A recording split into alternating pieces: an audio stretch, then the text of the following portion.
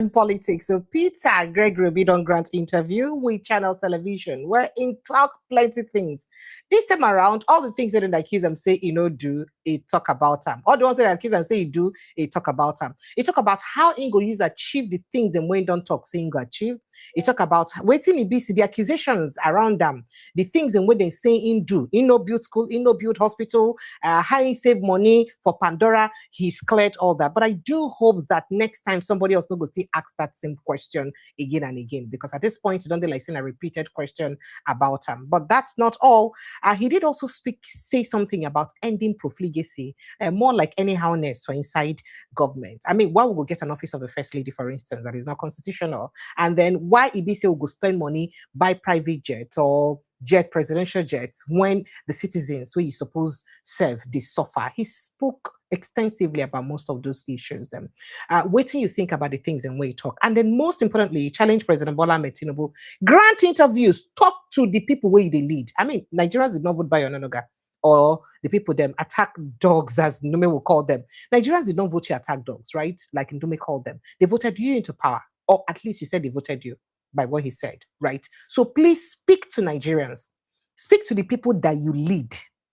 Don't just wait.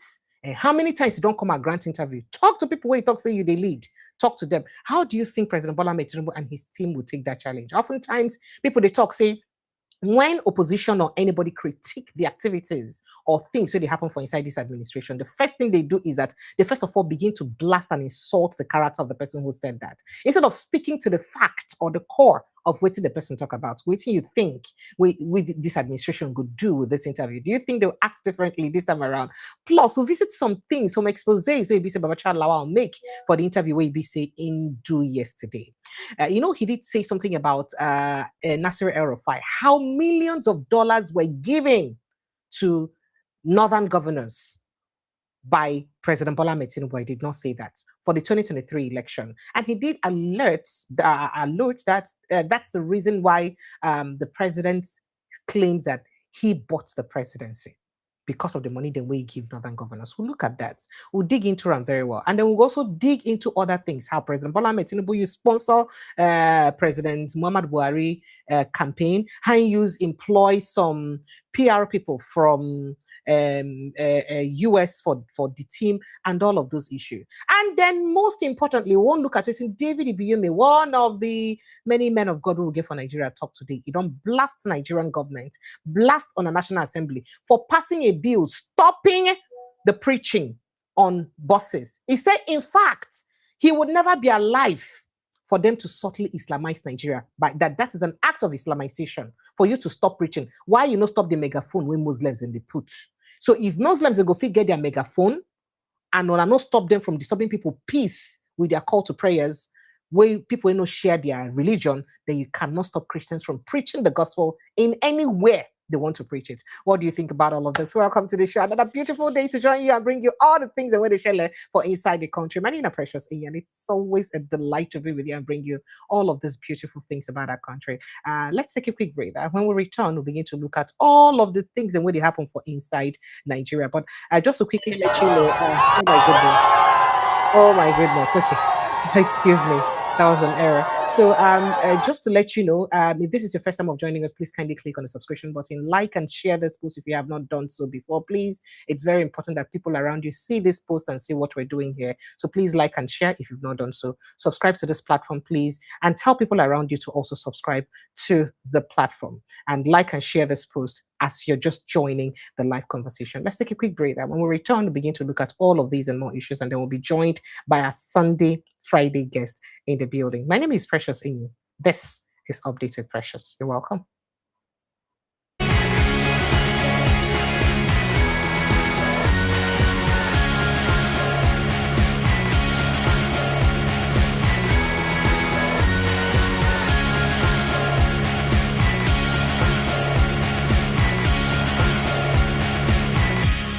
Good evening, Nigerians. Yes, welcome again to Updated Precious. Another beautiful day to bring on an update of all the things that really happen for inside our country. And let's get straight into the dailies. We'll just see some things where the papers get to talk sharply, and then we'll move on to some other things and waiting for inside the news. Let's see.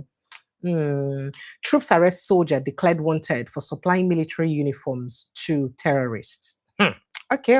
And then 2027, Tinubu lacks capacity to lead Nigeria. Should step aside. Peter Obi, and they talk this one. Let's see. I will change the north if elected president. He also said, he said, I'm not desperate to be president, but to make Nigeria work.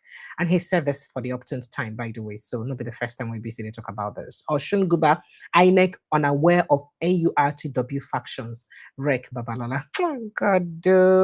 If you see waiting the NURTW people do, the governor of the state, Adeleke, had banned the services of NURTW. And then MC Oluomo, the supposed overall chairman of or president or chairman of NURTW, where Ibi say court don't say no being be the real person, saying Abaroa be the real person, challenged the governor that no governor has the right to stop the activities of NURTW. Then guess what happened today? Police, according to videos where they make the round, police, they escort NURTW people, they shoot, then they scatter it. Oh, goodness me. Okay. ADC accuses PDP of splitting opposition votes ahead of 2027 elections. And let's see what we have here. Cooking gas price sustains decline in parts of Nigeria. This is good news for a lot of Nigerians, and I love to hear things like this. Matawale orders intensified military operations after Zamfara attacks. ADC urges Tinubu to address all insecurity victims equally. Why you could do only on your own them, you know, go do the rest. Electricity, Tinubu finally copied my power sector blueprint. Atiku, I say Tinubu copy. People say, I want to make some people agree talk their own. Hey. Kogi police suspends 6 lecturers over cultism allegations. Others. Oshun INEC office invasion assembly speaker, APC youth calls for investigation. BMO denies Buhari created controversial PFIPC. One feared dead as armed robbers operates on Onitsha Enugu Expressway. Wow. Troops rescue 48 kidnapped victims in Zamfara state. And bandits kill one, injure another in fresh Zamfara village attack. Lagos trader arrested over cocaine concealed in food cartons bound for UK. Well, we could just move on to other papers very, very quickly. So I'm moving on. US wants Nigerians with dual citizenship against traveling on foreign passports. Well, you don't read like that. And then Obi Kwankwaso ticket has best chance of winning in 2027. Pavachala, well, now talk this one. 2027 Alliance talks yielding results for Makinde APM. Now they talk this one. But let's move on very quickly to other papers. 2027, I will serve for 4 years, turn Nigeria around and rebuild the country. Peter Obi defense. Okay, yeah, and rebuild Nigeria. Peter Obi defends single-term presidency, that he will serve for 4 years and turn Nigeria around, and then rebuild Nigeria. That's what you talk. And then Tinubu is tired, she'll step aside. Now it's in Peter Obi tell Tinubu today, you can't create mass poverty and expect to defeat insecurity. Peter Obi knocks Tinubu over harsh economic policies. Whoops. Create harsh. Okay. All right. This is the hardest economic hardship in Nigeria's history. Pastor Ibiome knocks Tinubu, decries worsening nationwide suffering. In fact, what he said today, people said, you know that if you've ever been to Ibiyome's church, you will know that he reveres Adeboye very, very well. In fact, he sees Adeboye as his grandfather, Oyedepo as his father. So these things he said today just got a lot of people thinking that how can you go against your father in the Lord and speak about him in such a manner? That now waiting a bit people come begin talk. But we'll look at it very quickly. Let's just move on to other issues. 2027, I'm not desperate to become president. I'm desperate to make Nigeria work. Obi says my presidency will promote national unity irrespective of ethnicity through inclusive governance, he said. Now, insecurity, terrorists killed 3, injured 2 in fresh attacks on Benue communities, and sponsored political thugs invade Oshun INEC PVC distribution center. Cut away voter cards. This election. God, I beg go. And terrorists abduct Kebbi High Court judge. A High Court judge was abducted in Kebbi State. Xenophobia. Ghana evacuates nearly 1,000 nationals from South Africa as anti-migrant protests persist. And then no Nigerian soldier should earn less than 250,000 naira monthly. Ex-defense spokesperson said so, and I totally agree. 250,000 too small. for the present economy for a soldier. In fact, they're supposed to pay soldiers the same amount to politicians. Waiting the politicians they work, pass the soldiers where they put their life. Please, let's call a spade a spade. Well, insecurity, terrorists should face immediate death penalty. No need for court trials. Premier Ayodele, now they talk this one. And 2027 has zero, Atiku has zero chance. Obikwan Koso ticket has 70% chance against Tinubu. Babachalawa said so. And in 2027, Peter Obi will win North with landslide. NDC Obedient Movement expressed confidence. And a U.S. Congressman John James had said this before, decries unjust prosecution of Nnamdi Kanu, asked Tinubu to release him or Nigeria will face international consequences. INEC ends voter registration today as over 2.4 million Nigerians register. And the good thing is that I'm arranging a lawyer to join us on this platform to discuss this issue and more, so that we'll look at the possibility why a waiting constitution talk, and why EBC would do differently. Now, amid Tinubu's harsh policies, 16.99 million Nigerians to face acute hunger by January 2027 as economic hardship, nationwide insecurity worsen. This according to a report. Insecurity, 9 members of one particular family killed in one night in Plateau. Youth leader reveals pattern of family massacres as they end lineages, says over 5 families have been wiped out. Hell! Tinubu needs to visit Boko Haram terrorists, bandits, to negotiate with them and grant them amnesty, just like they did to Niger Delta. Terrorist Shegumi calls for dialogue with terrorists. Let's see what we have here again. Ozodinma named chairman as APC constitutes National Campaign Council for Osun governorship poll. They've come again. You would say, I was rigged out in 2023. Nigerian youth should support me to demand credible poll. Peter Obi said so. 1 killed, 29 injured as van rams into crowd in Berlin. ISWAP senior finance operative surrenders to soldiers in Borno State. And then let's see what we have again. Enugu aircraft written off after Benin runway excursion. As 17.6-year-old jet suffers irreparable damage. This is very sad. And bandits abduct Kebbi High Court judge in midnight raid on residents. Again, sad. Abuja estate developer denies selling disputed Guzakbe plot to EFCC fraud suspect Rebecca Omokamo. And then let's see what we have here again. And okay, let's move away from politics. Political fixers collected millions from aspirants by promising access to Buhari during 2023 presidential race. Babachalawa said so. SDP demands redeployment of Osun police commissioner, once against election violence ahead of governorship poll. All of these, bandits abduct Kebbi High Court judge, I told you this already. Well, all of these and more issues now waiting there for Inside the News today.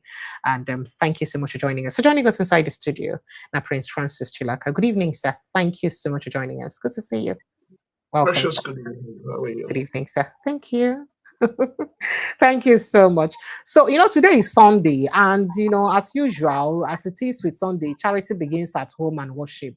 So I'd like us to quickly take a look at something that transpired today in church.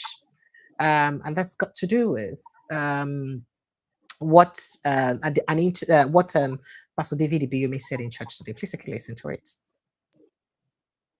Don't edit it to social media, man. Put it as I said it. Don't turn my words, so don't edit what I said. Put it as I said. We want peace. Allow Christians alone. As we allow Muslims, also allow what? Christians. Are you aware that they say you should not preach in buses? Are you aware? That's a stupid law. Say it's a stupid law. I will not be alive. Okay. See Christ being humiliated. Nigeria has gotten so stupid. The so-called men were in assembly. I don't know where they kept their brains. Nigeria will not preach in buses. Are you aware? But you put loudspeaker outside. Nobody's talking. And Christians are keeping quiet. Hey, every Christian rise up. They attempt not to preach in buses. Tomorrow they attempt not to shine this. I will never be alive to see Christianity be humiliated in Nigeria. Never. If they do it, quote me, some of us will leave. Because Nigeria, if you want peace, since we allowed the Muslims to put microphone, nobody shouted, Christians will preach. If you say Christians don't preach, then they go their way, we go our way. But I won't be alive as a preacher not to see this gospel being preached. I don't care the men in the affairs of preachers who are there. Most of them can't talk because they've taken money from the leaders. Go and ask your president if I've taken one dime from him so I can talk. You can't take money from a man and talk to him. Ask him if I've taken one naira from him. So listen, if they don't wake up and stop all those rubbish laws. South Africa is cleaning Nigerians. Nobody's talking. Nigeria is one of the poorest nations on earth. Nobody's talking. They are even saying we are not suffering. When people are eating, this is the hardest time in Nigeria. Don't edit my word. The most difficult time is this time. People are hashing, all of them are keeping quiet. Jonathan was here, they were shouting. It has come, everyone's quiet. Even preachers are quiet. All the preachers are quiet because we know the thing. I will talk. They talk during Jonathan. True? Can you compare Jonathan time and now? Hey. They are keeping quiet. I will never be a tribalistic preacher. Never. Most preachers can't talk because of sentiment. Sir, did you hear that? That most Christians cannot talk because of sentiments. Listen, they should not promote such sir. laws Let me finish it. if they don't want chaos in Nigeria. Otherwise, some of us will rise up and take it by force. Yeah. I will never be alive to see anybody. I'm not interested in politics, but not the gospel. You can't insult Jesus and I'll be alive to take it. I don't care preachers who are busy holy meetings. Tell them, stop that law. It's not of God. If Muslims can also raise their microphone, we are free to preach. There's freedom of religion or whatever I call. There is no point. Nobody has warning the Muslims. If you go to Victoria Street, their microphone, their speaker is there. So why will did we talk? So you should not stop us from preaching. And all these your men you are talking who are there in speakers and nonsense, all that they are Christians passing laws. They never pass law. Have you seen any law they pass about Nigerians that kill South Africa? They kill them every day. They've not got up to South Africa. Stop this rubbish you're doing to Nigerians. Is this a problem? Terrorism has problem. Hunger has problem. Nigeria get problem. Are you aware in the 70s? Nigeria gave money to IMF and World Bank. Don't edit it to a social media man. Put it as I said it. Don't turn my words so. Don't edit what I said. Put it as I said. We want peace. Allow Christians alone. As we allow Muslims, also allow what? Christians. If you want to make this, I've told you before, they want to turn Nigeria to Islamic nation. Some people think I'm joking. It's coming small, but it can never be. It can never be. Can't be that person who thinks that. Nigeria will never be an Islamic nation. Otherwise, some of us will leave. Are you telling me from the south side will be Muslims? If you want it, then carry your part which is Muslim and go. We go. But if you want peace as one Nigeria, practice your religion, practice our Christianity. Glory to God. Don't edit my statement. Since men are going to want to talk, me I go talk. And you know why they are not talking? Tribalism. Ew. What did I say? I don't have to be painted. It's tribalism. When Jonathan did, I think they were rioting. Who they riot now? This regime and Jonathan, which one? Even a madman knows if Jonathan better practice on. Hey. True? Prince Francis Chilakasa. Even a madman knows that Jonathan regime better pass this one. That's a direct slap on his religious grandfather. Why would he say such a thing about him? Who's his religious grandfather? Oga Adeboye. Oh, so is yes. I didn't He know. says that Adeboye is his grandfather. Oyedepo is his father. He says that. Okay. I'm just hearing that. Well, when the chips on ground, everybody go behind Papa name. The thing is, let me put it in a very simple language. The men of God, in quotes, that we have in Nigeria, our pastors, our GOs, they only talk and criticize those in power when they feel a pinch of their source of revenue, source of income being touched. Sir, what Yes. has preaching in the bus got to do with source of income? Let me finish. Pressure. Let me Okay, sir. finish. Okay, sir. You heard that President Tinubu is continuing with his Muslim Ticket. ticket. Okay. How many of them have criticized it? Many. Nobody. I've not seen any pastor criticize that Why? recently. Why have they not criticized it? I can't tell. But you know that most times the essence of preaching in the buses is to call a membership.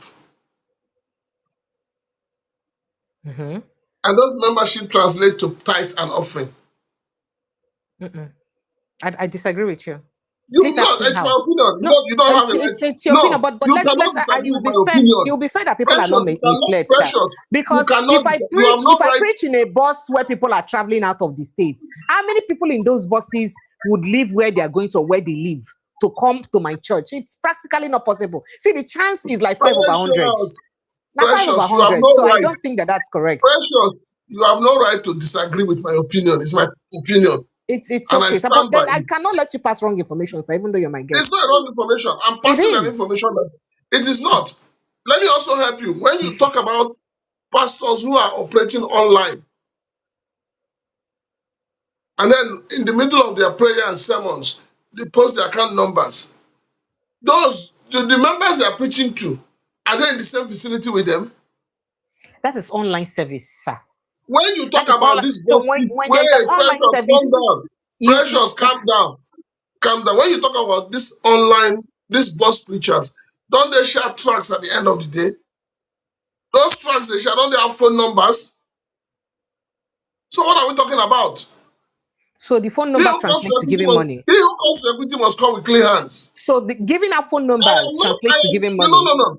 Get one point. I am not in support of this decision to stop preaching in the bus. But then, all I'm saying is that there are other issues that you would expect these men of God to speak out vehemently against, and they keep quiet. Check your Naira. I'm sure you have one. If you have one there, please bring it up. Check your money. If you check your money there, do you see any Christian inscription on it? What inscription do you see on it? Islamic inscription. Why have they not spoken against it? Pick up a copy of your constitution. How many times is Quran and Islam mentioned in it?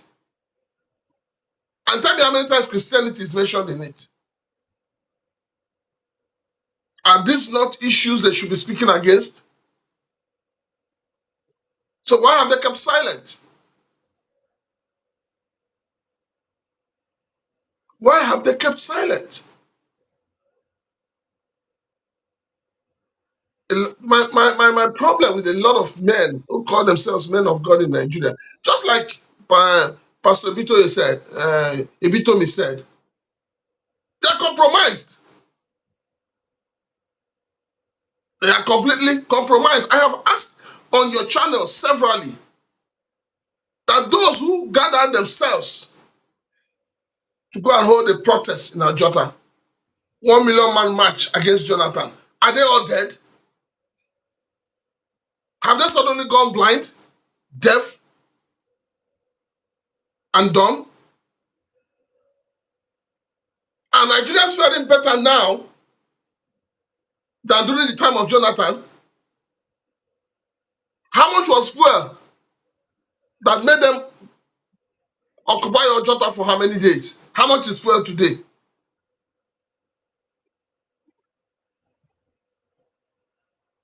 Tribalism has eaten deep. Settlement has eaten deep, which is corruption. Men of God have allowed corruption to enter into the house of God, into the churches. So they need to purge themselves First, I am happy that one of them is speaking out to saying the truth. I am really happy about it. But how many of them will say the same thing? How many of them today speak truth to power? So the issue is not about, we've talked about this Islamization agenda for so long that even them, some of them will come out and tell you it cannot happen. It is not possible. But the signs are becoming obvious. The signs are becoming obvious.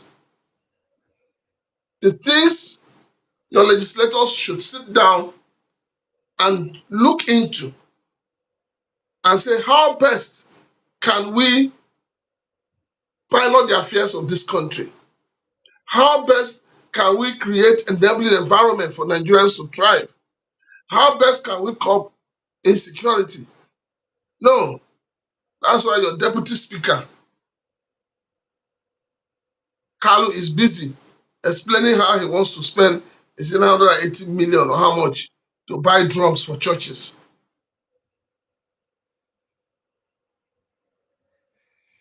That's why government is putting in their budget money to renovate churches and mosques. And everybody's keeping quiet. So how do you expect the beneficiaries of those largesse to speak truth to power? How? So as far as I'm concerned, yes, I'm happy one person, but it's just a lonely voice in the wilderness. We need more of them. We need more of them to come out and speak truth to power. Maybe by then things will change.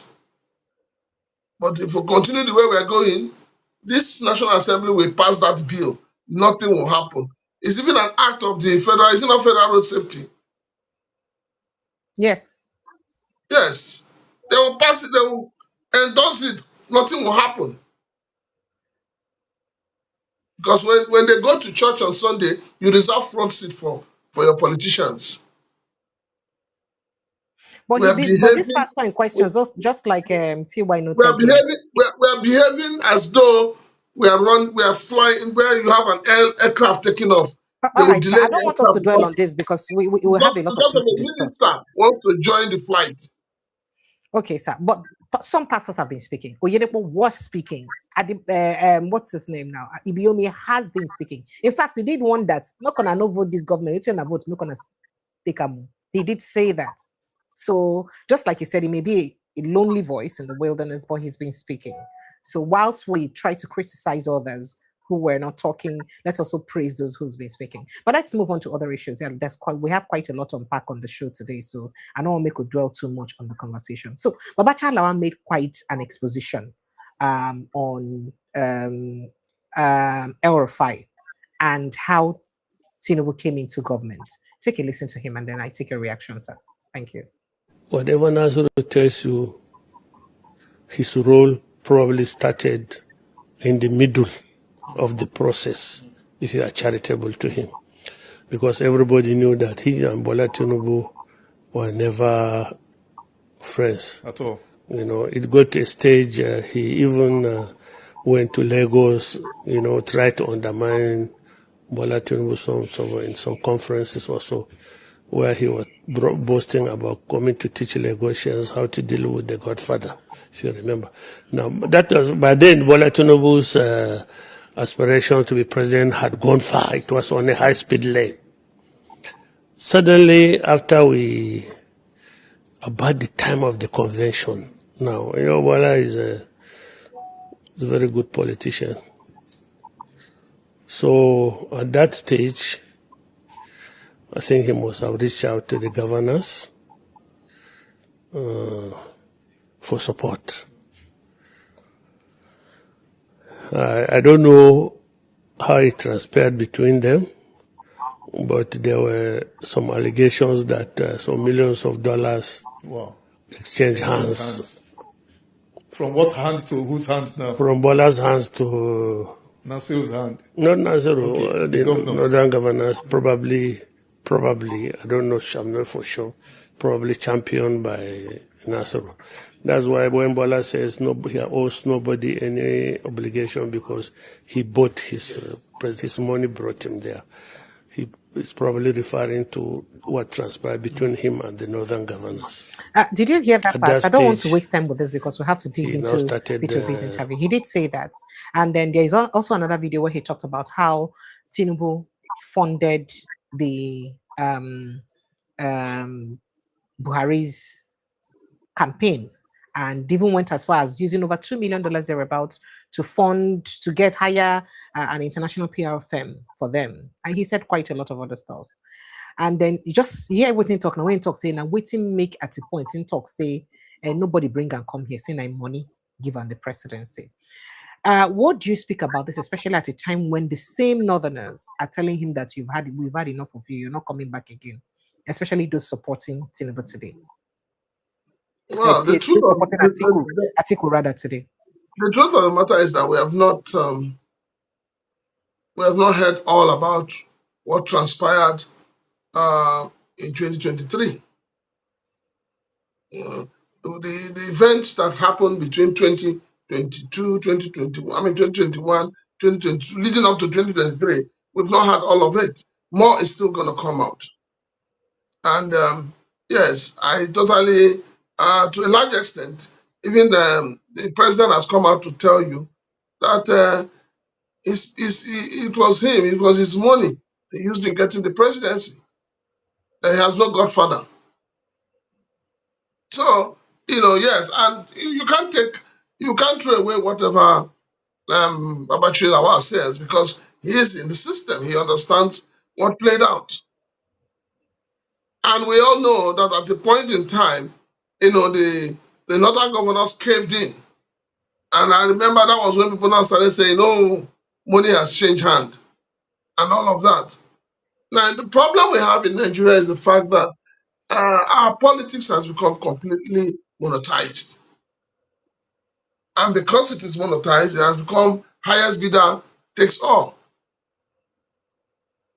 So the fact that democracy is about the people has been thrown away. Nigeria's democracy is about who has more funds to play around with. So yes, 2027 is gonna be fierce battle. Because on one hand, the incumbent will be fighting with the opposition, and on the other hand, they'll be fighting with Nigerians who have become malnourished, who have become hungry, who have become angry and tired of the system. So it's going to be a two-front war. But then let's see how it pans out. All right, so let's go on to, let me show you a brief stuff. Then before we go ahead to extreme Peter Obi's interview, do I need to tell you that? No, we've talked about this already. I wanted to play you footage of what Babachir Lawal said, but let's go straight to, now this is a video of, according to the allegation, you can see the screenshots here, people destroying people's farms. You can say that. And you just be imagining what sort of provocation this can be. That is people's source of livelihood being destroyed by only God knows who. I don't want to state, but the caption I think specifies that. How much longer we Nigerians will continue to tolerate actions like this and provocations like this? And by the time people speak or go against it, next thing that would follow is killings and death. The truth of the matter is that for too long we have condoned a lot of things, and for too long the government, by its own action, has aided this madness you see. Because if the government was on top of her job, doing what they're supposed to do, arresting people, ensuring that lives and properties are protected at the appropriate time, you won't have such things like this. But then there's also the fact that there's complacency, there's corruption, and the fact that even the government is thinking more of the elections than thinking of protecting the lives and properties of the people. But I keep saying, Nobody has monopoly of madness.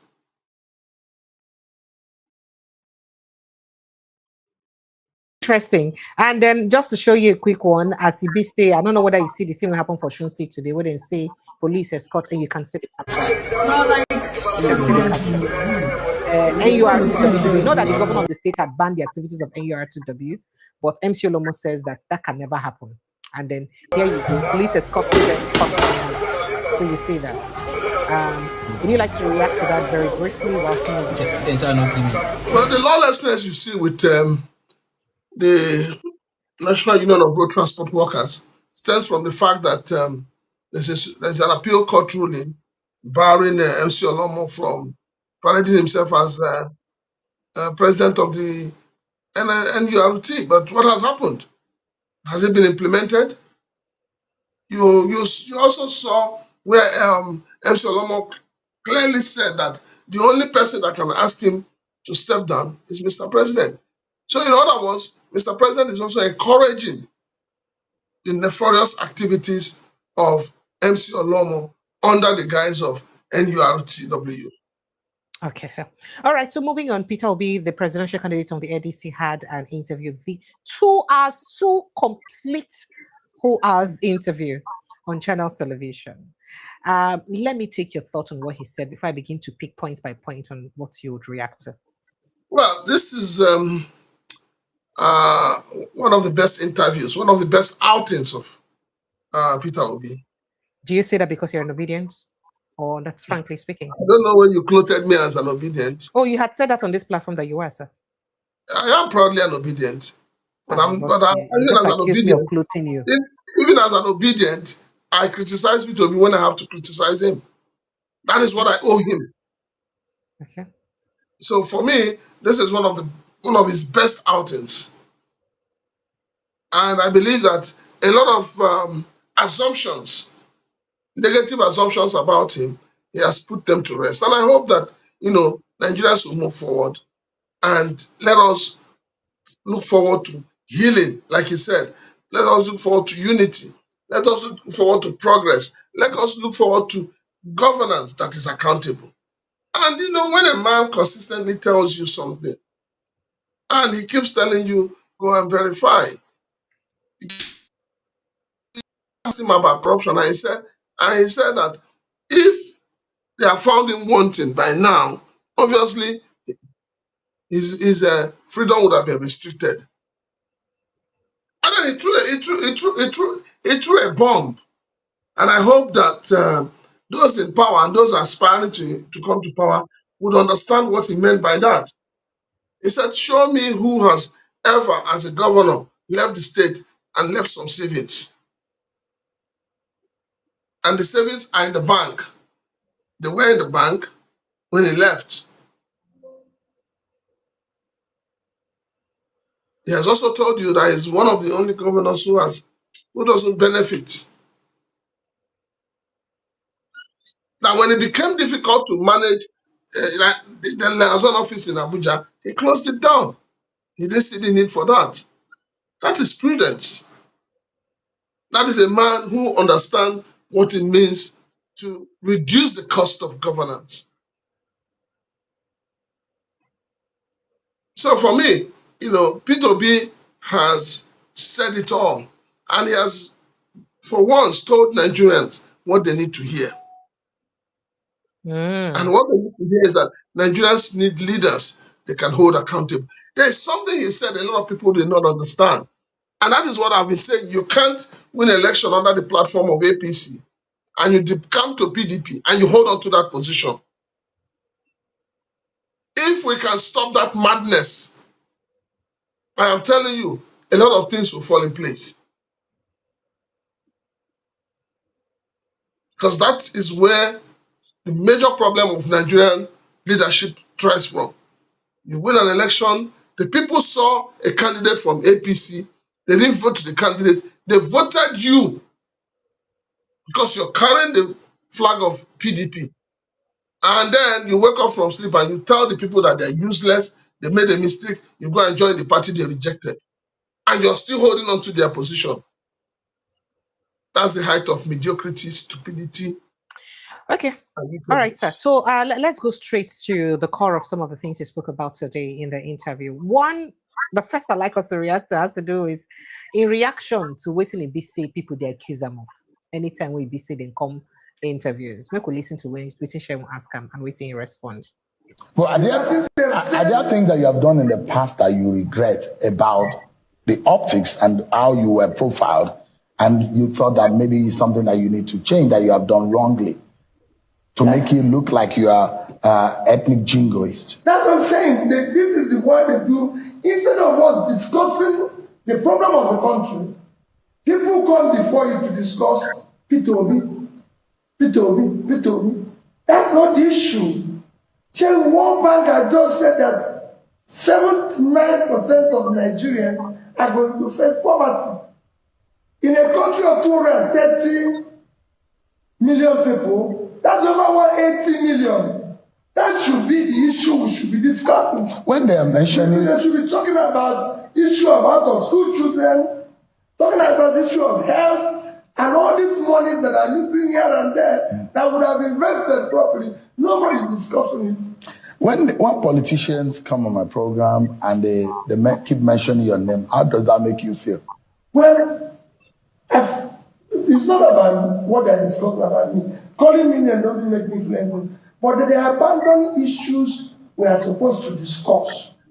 And discussing what I think is irrelevant. Do you think mentioning your name shows that you are a real threat and a man to beat in this election? Well, like I said, this election in 2027 should be about issues that affect the ordinary Nigerian who don't know who the World Food Organization have just said 35 million Nigerians are going to face hunger. Of course, Nigerians are being kidnapped. Let's talk about Nigeria. All right, sir. So would you like to react to that, sir? The fact that he's saying that most people come to interviews to discuss him instead of discuss what's disturbing Nigerians. No, but that's the truth. I mean, Precious, from this interview, I can assure Nigerians that before 8 a.m. tomorrow, Maya Nanuga will respond. With insults or with praises? Well, with subs, as usual. Peter Obi is the only person that his interview generates a lot of viewership, it generates a lot of subs, generates a lot of attacks, and all of that. And he's the only person that when he talks, the government in power begins to shake. But like I said earlier, it's a good thing that I like the way the questions were coined, and I like the way he responded to them.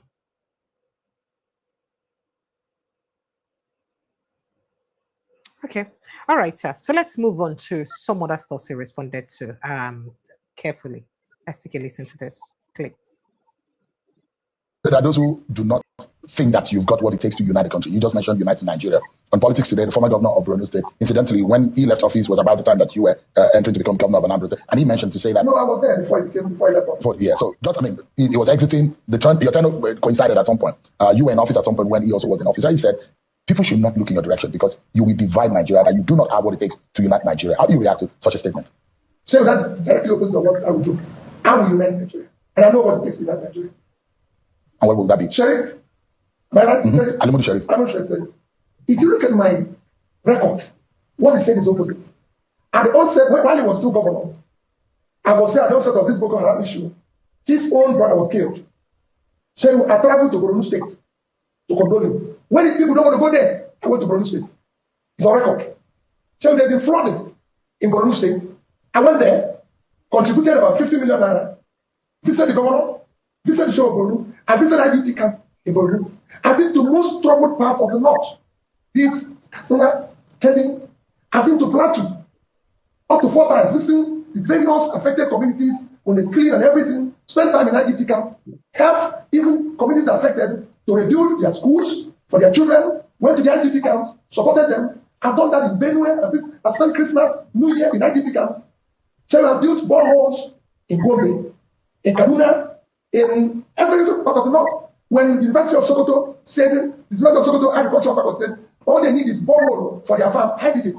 And I visited schools in Sokoto, even when I was governor. I can go on and on. I've done the same thing in the Southwest. I've been to schools, in Kogi schools of nursing, I've visited hospitals all over Nigeria. There's no politician today in Nigeria who has been able to travel places I've been by road, from Kafanchan to Katsina to Budugri to everywhere. I've traveled all over the place by road. Because I want the country to be together. And you understand that? And I'm experiencing it. So for him to what he's saying is direct opposite of what I'll do. So just to be clear, he was responding to what Ali Modu Sharif said about him and his ability to tackle insecurity. And he actually threw a challenge to Nigerian politicians, saying, no Nigerian politician don't travel the width and breadth of Nigeria by road as in don't, or length and breadth of Nigeria by road as in don't travel by road. And he also talked about his personal investments in helping most parts of northern Nigeria because of waiting insecurity they do for that state. And I think he was also asked questions around whether he believes an Igbo man, it's time for an Igbo man to be become president, especially after the event of the Civil War and what Kaduna and Zogu did.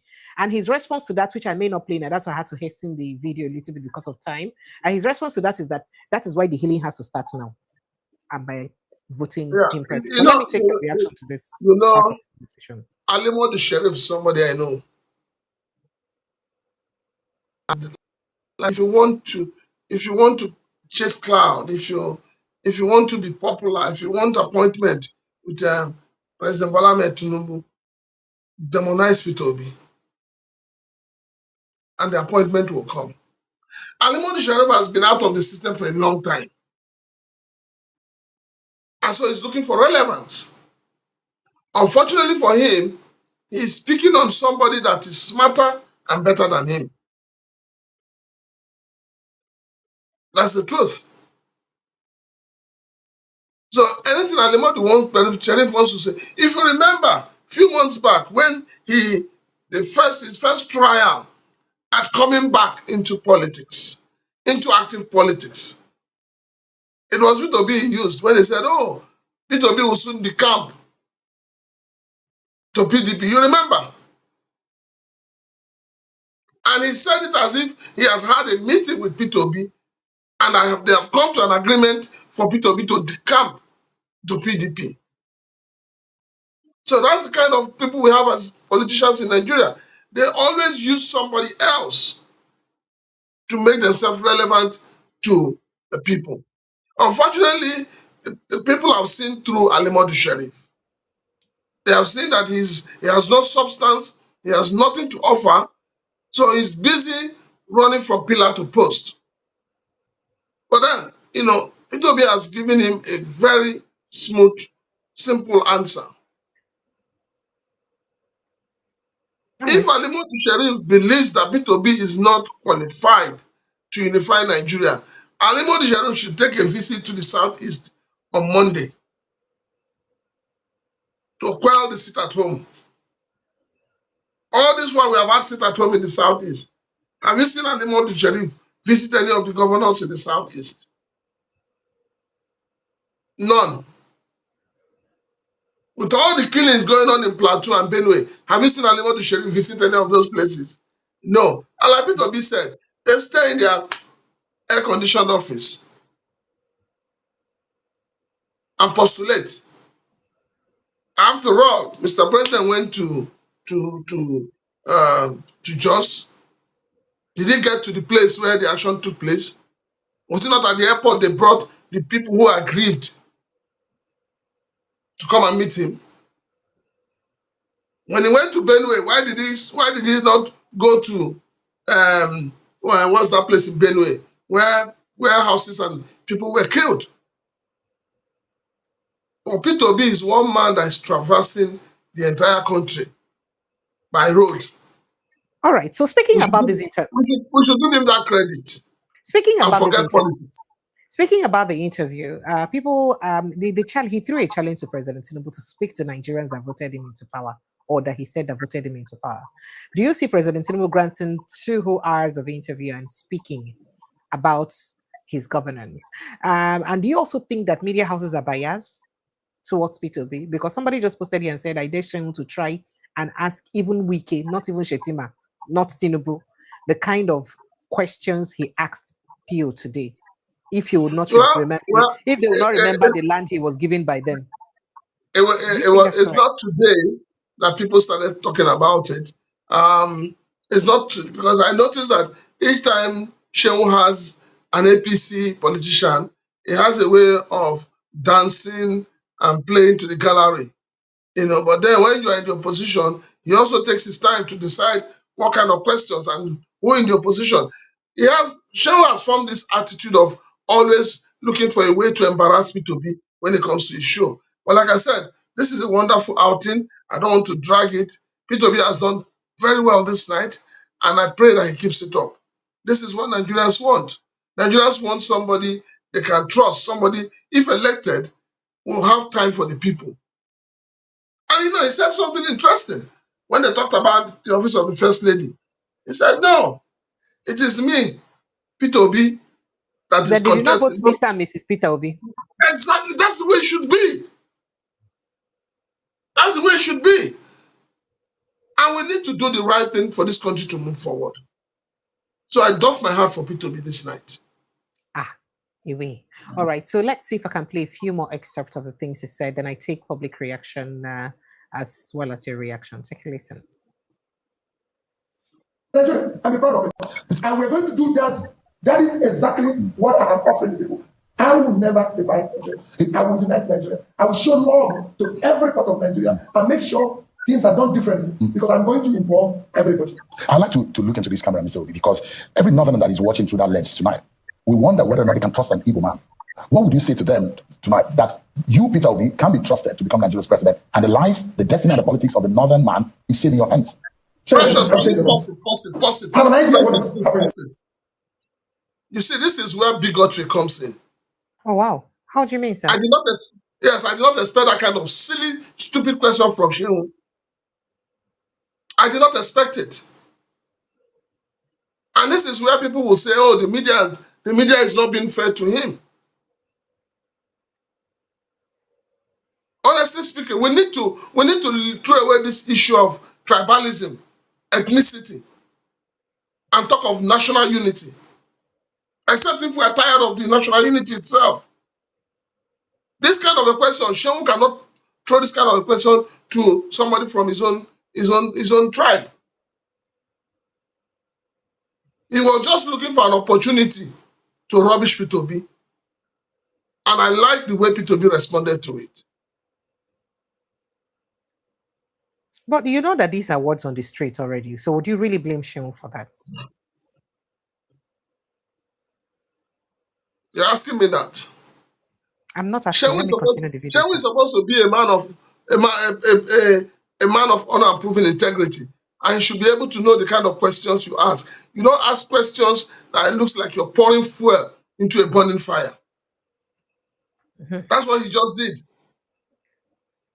He was setting Peter Obi up for kill. But the truth of the matter is that the Igbos have put behind them the civil war.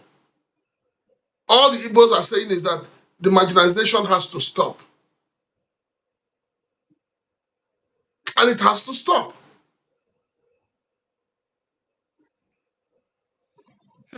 All right, sir. So let's quickly just continue that. Nobody can drive that process today in Nigeria that I've seen in the politics better than me. I will work with them and I'll ensure that unity, that security, that prosperity they desire, I will commence it. And I'll show it. I will work closely with people in the north. I have an idea of what's happening in the north. I have an idea that people have massive poverty that needs to be built. I have an idea to deal with the issue of education and health properly, not this thing. And I'll deal with it decisively. If you look at it, there are those who say we have not healed totally from the 1966 up to the 70. What would you do? You saw what happened in South Africa. There are those who say we need to reconcile. We need to sit at a table, look eyeball to eyeball. The generation of those who are 30-year-old today, who are 20-year-old today, who do not know the pains of the 1966 and 1970. They had a moment of reconciliation where they had a committee for reconciliation. Do you think that we need a moment of sitting down as a people to reconcile and think about what happened in the Civil War and move forward? We need to have, I said before, and I repeat, my presidency will heal and unite Nigeria. That's what you stand for. Are you going to set up a committee? Or no, it's not going to say that. The actions of the presidency will show what we're going to do. Tell me about what Alimodu also said about northern tax. And you have been accused of labeling northerners How do you respond to that? So that's a lie. It never happened. So I know Sheriff's ADC is on the north. Most governors choose their ADC, who is the closest person from them, from their own. My ADC is from Kaduna, and he's a Muslim. ADC was a Muslim, still a Muslim.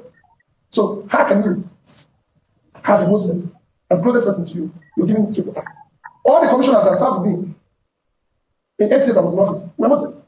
We're not actually Muslims, I'm from the north. So how did I give them tax? People from the north. So before I became governor, my closest or my 2 closest staff from the bank were from Kano. All the people I have, even military friends, were all from the north. So before I became president, I've always to date paid for at least, let me even because at least a Muslim every year to go to Hajj, every year, and I have records of them. As governor, I was paying for Christians to go for pilgrimage. I was paying for Muslims in Anambra to go to Hajj. They are there. I'm sure while he was governor in Borno State, he never paid for any Christians to go to pilgrimage. I was paying for Muslims to go to pilgrimage. So how can I be giving them back? And I can go on and on and show you what I'm doing now, privately on my own, going to do borehole. As I speak to you, I'm supporting 4 and All right, so let me take your reaction very quickly, sir, because of time, so that I can take phone calls. I mean, I can go on and on. It was a 2 whole hour long interview. There are just quite a lot of sound bites to pick from that interview. But just like you said, I think he kind of paid attention to most of those long allegations about him, the Panama Papers, the monies he saved, you know, all of those, like this accusation of what he did or did not do to the Northerners while governor of Anambra State. That was what he was addressing. And he did say that as a governor, he was paying for Christians and Muslims to go for pilgrimage. And there was something he did say, that how many northern governors are paying for Christians to go for pilgrimage today? Exactly. How many? Let me take your How first. many did Alimodi Sheriff pay for? The same Alimodi Sheriff that is now becoming the bride. Suddenly he's trying to become the bride. How many Christians did he pay for? So we have a man who is completely detribalized. You see, when we talk about this Alimodi Sheriff, I like the response that Alhaji, I like the response given to him by Alhaji Kwakwanso. Alhaji Kwakwanso came out and told him clearly, there's a problem in your state. What steps are you taking to resolve that problem? Before you come out to begin to call another person names. Remove the splinter in your eyes before you begin to look for the log in some other person's eyes. I don't think Alimodi Sheriff speaks for the North, just like I do not also believe that Hope Uzodinma speaks for the Southeasterners. And just like your brother Alex Oti cleared that the other day. Exactly. So it's always good for us to put these people in their place, in whatever we're doing, put them in their place. Okay. All right. Welcome, T.Y. Danjuma. Welcome. Hello. Welcome. All right. I can go on and on with, there is a lot to react to in that interview, and I cannot keep playing the sound bites because of time. So I don't keep us here longer than we want to stay. Do you have something that would be directed at Prince Chilaka quickly before we let him go, and then I let you have your say? Hello, and T.Y. Danjuma, do you have a question directed to Prince Chilaka before we proceed so that we can release him? No, the only question that I have, well, is it a question observation? Let me greet, first of all, Prince, greetings, precious greetings. Good evening, sir. Welcome. Yeah, and those also in the panel and the viewers. No, the only place where I be one fight them the comment on pastors and following Ibiomio's statement. But you corrected it, Precious, by saying that Ibiomio has been speaking. He did speak, and he warned Nigerians before the 2023 election. You know, and look at it. Look at where we are today. And there are other, in fairness, there are other pastors that have been speaking. Prophet Issa Buba has been speaking. There's so many others who have been speaking. You know, it's just that Maybe some people just trivialize what you're saying. But it's not. We can't put this blame on the church. Those who are speaking, have spoken. Those who have refused to speak and dining with them, we leave them to God. But at the end of the day, we see what is happening now.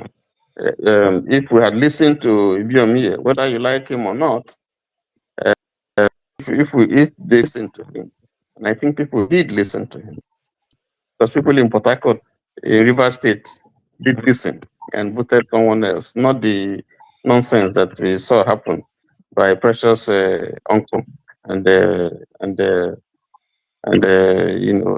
Baba T. They know one day we'll know the story of what happened, who got what, and where they met. Whether they met in the air. You want us to talk about the fact that a whole state, an expatriate was employed to manage them for 6 months. Don't go there. And even after Precious the management, the state did not get better. Rather, they got worse. And they compensated him for a job well done. Yeah, no, Achet man. Ẹ fi wọ́n lẹ̀ gbogbo nǹkan tó ń ṣe ń sìn ojú wọn máa rí. My happiness is the fact that those who are busy supporting this government and those who are not supporting it, all of us were eating the same breakfast. No, now people no, it's not true. People will get APC card. They buy food cheaper. They buy rice cheaper. They buy bread cheaper. That's what I'm saying. Now we're all eating the same breakfast, but they never show us the filling station that they buy the fuel, and the market where they buy food stuff cheap. We're waiting. They continue. All right, Precious. All right, thank you. So, does any other person have a question for? Once we talk of River State, Precious, go off mic. Good evening. Anybody get question for Mr. Yes. Make a let him go. Make you never go. I say yes. Oh yeah, they go ahead. Hello, after you, madam. In fact, let me let Madam B talk. No vex. Madam B, please move on. Good evening, Prince Silaka. Good evening, Precious. TY, long time no see. Hello, good evening. You see, and I was looking for you, Precious, this night when I saw the interview of Sheung for Mr. Peter Obi, and the thing just turned my belly. I just turned it off because I'm amplifying waiting Prince just talk now. I don't know why Sheung is so unprofessional. I don't know. Because I've seen several of his interviews with other people. As soon as I saw Peter, I said, oh my God, why is this man with Sheung today? I just left. I have a lot to say, but I'm trying not to say it on air. I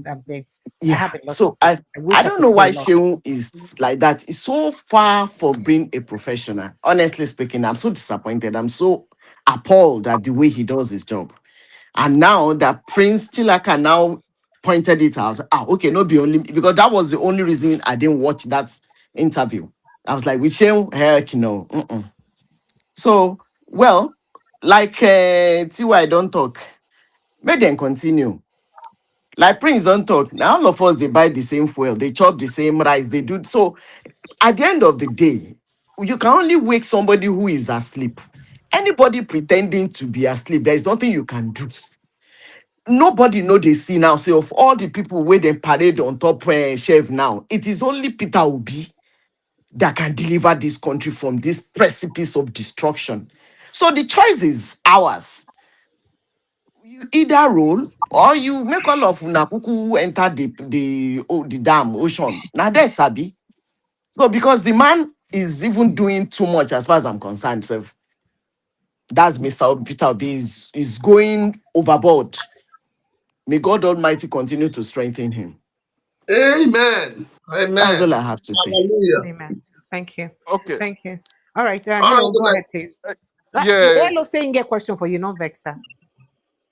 Okay. Before I go through, thank you, Madam B, for that question regarding that Sheung. I was even thinking that I'm the only one because even when I watched the interview when he interviewed this Amudu Sharif or whatever, the man we established Boko Haram. So because the questions I was even expecting him to ask, it would look as if it was as if he was even pampering that man, like encouraging the man to continue to say all those rubbish he was saying. So because you don't finish the questions, then you wait. So let me not elaborate on that. Let me just forget about it. So I'm even happy now everybody started calling that guy out or something, because maybe he has to go back to his training again to go learn journalism properly. So, or he's being paid to silent or to cause confusion. I don't know. Let me just leave that. So, my question, please, Chilaka, please, where is because I came across some interview some days ago regarding Precious brother for River State. Hello. Hello. Hello. Yeah, make I finish my question. Sorry. If I run mad for this live show, now you damage my mental health too. Allow me make I protect my mental health. No, worry, nothing to do you. Go ahead. Regarding your brother, he say he don't join the Rebel coalition or something. So You, because for some time nobody hear about the guy again. I think say the guy don't already he don't go no, silent all of a suddenly. So maybe you elaborate on that for us. Make we know what they happen. you know there is a saying, you can take a horse to the stream, you cannot force the horse to drink. But in River State, a horse was taken to the stream. A horse was beaten to drink, and the horse was also beaten to vomit. That is what has happened in River State. First and foremost, he was slapped, and when he tried to revolt, they picked him like a baby and kept him one side and brought an expatriate for 6 months. At the expiration of the expatriate, they brought him back. And the guy tried to do gara gara. The godfather come back, can't use hammer him. The guy keep quiet. But now he has become irrelevant, and he has seen the fact that when people were telling him to do certain things that he refused to do, now when everything does scatter, the calabash where they put in jars don't break.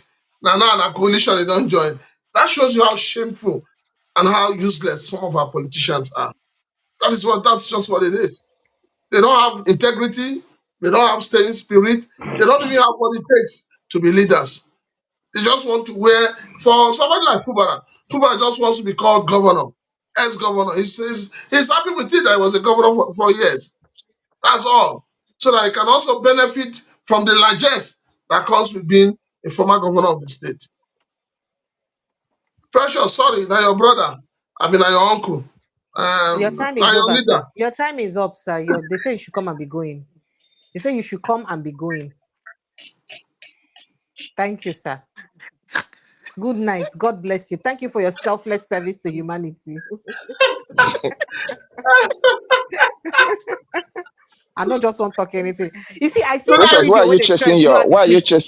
your guest?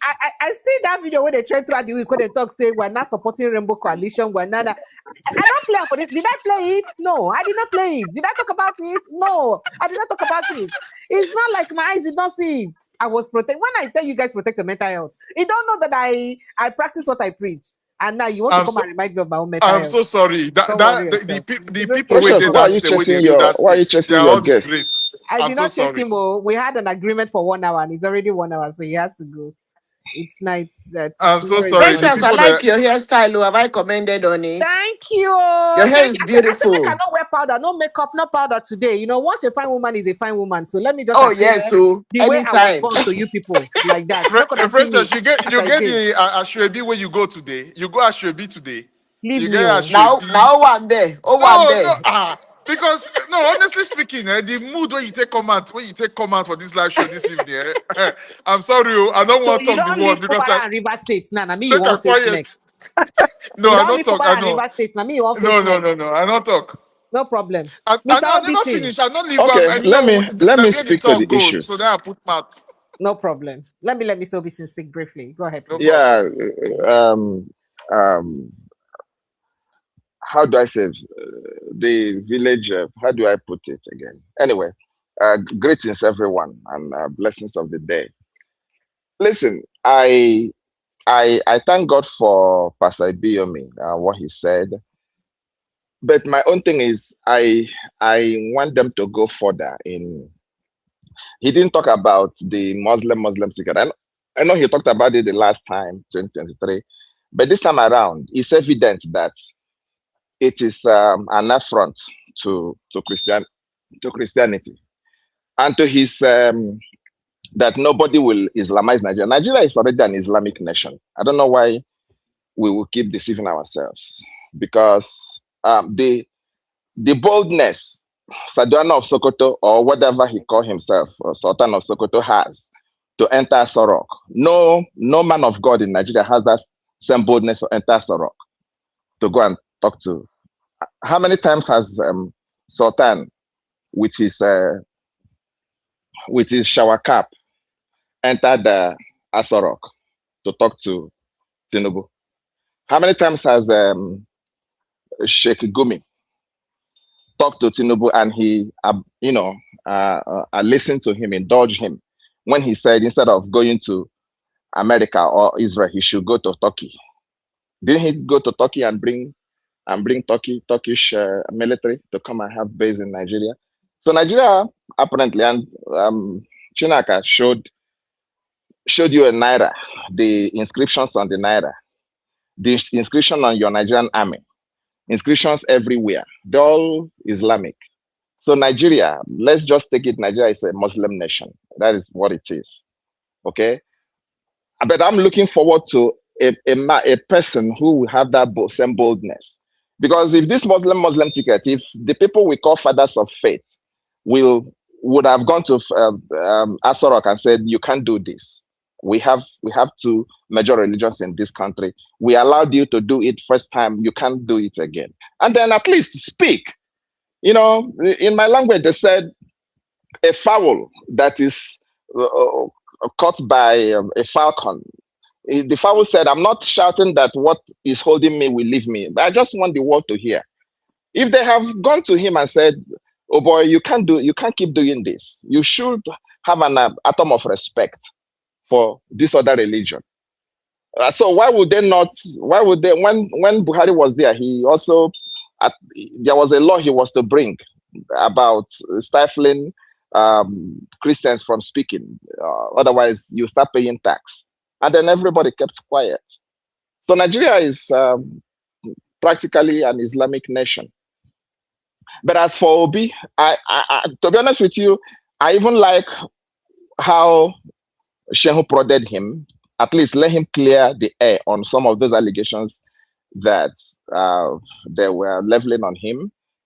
I was commenting. I sent a few comments on that. There was even one Obi said. I said, brother, Nigeria is not one. I know he's trying all his best to make Nigeria one. Nigeria ain't gonna be one. It's never one, and it can never be one, because we have two distinct dichotomies that can never, two parallel lines that can never come together. And when you have two such parallel lines in a country that can never, how will you make it to come together?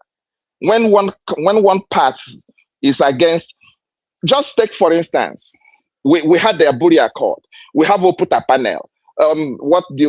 Your brother, your senior uncle, Jonathan, did one. He did when he was to leave governance. And up until today, only one section of the country don't want all these things to come to fore. Don't want us to say, okay, let's, and I like, Shehu even asked Obi, will you make us to come to table, to look all of us in the eye? Let Yoruba man come and talk to Igbo man, or Igbo man talk to Yoruba talk to Hausa. Oh boy, now they spoil this country. What do we do? If we want on this table, let's discuss, let's agree or disagree to be or not to be. Until that thing is done, Nigeria is not going to go anywhere. And I don't see anybody that has that kind of ball. Because only one section of a country refused the Aburi Accord, refused to put a panel when Obasanjo was there, refused Jonathan's constitutional conference. Only one section of the country, and the whole country kept quiet. Ibiyomi, I'm still appalled that everybody bought into this idea, a stupid idea of South-South. There is Southwest, there is Northeast, there is Northwest, there is Middle Belt. Then when you come to a section of country, you say this is Southeast and then this is South-South, just to make sure that these people do not have a say. And then everybody also bought into it. So each time we come here, yes, I like it. Let's be optimistic that maybe one day shall be one. But hey, when you go through the history of how nations have evolved, you know that Nigeria will never be an exception, because you can't come to your own and the wheel is reinvented. Okay, I expect anytime I join this platform, this will be my talking point and my parting shot.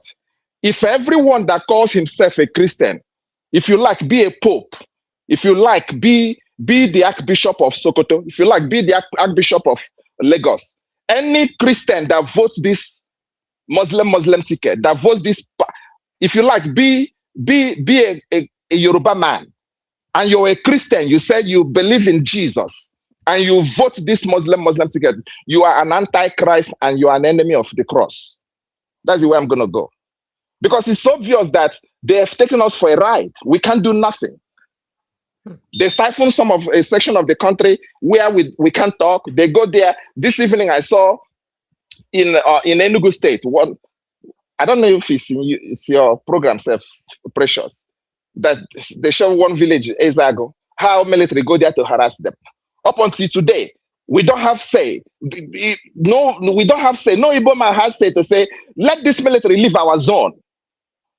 There was something I was told, and maybe I'm going to send it to you later. Somebody sent it to on my village, local town platform. My local government in Imo State. Some boys came out and said our local government is the most peaceful in Imo State, or even in the whole Nigeria. They claim the whole Nigeria, because all my people that went home in December, everybody was in their village. Normally when we go home, we go and stay in Owerri, because we thought it's better. This time around, people go home and they stayed in the village and nothing happened. And we are still in Olo zone, and yet they said Olo zone is one of the most hot areas in the state. So what are we talking about? The military come, they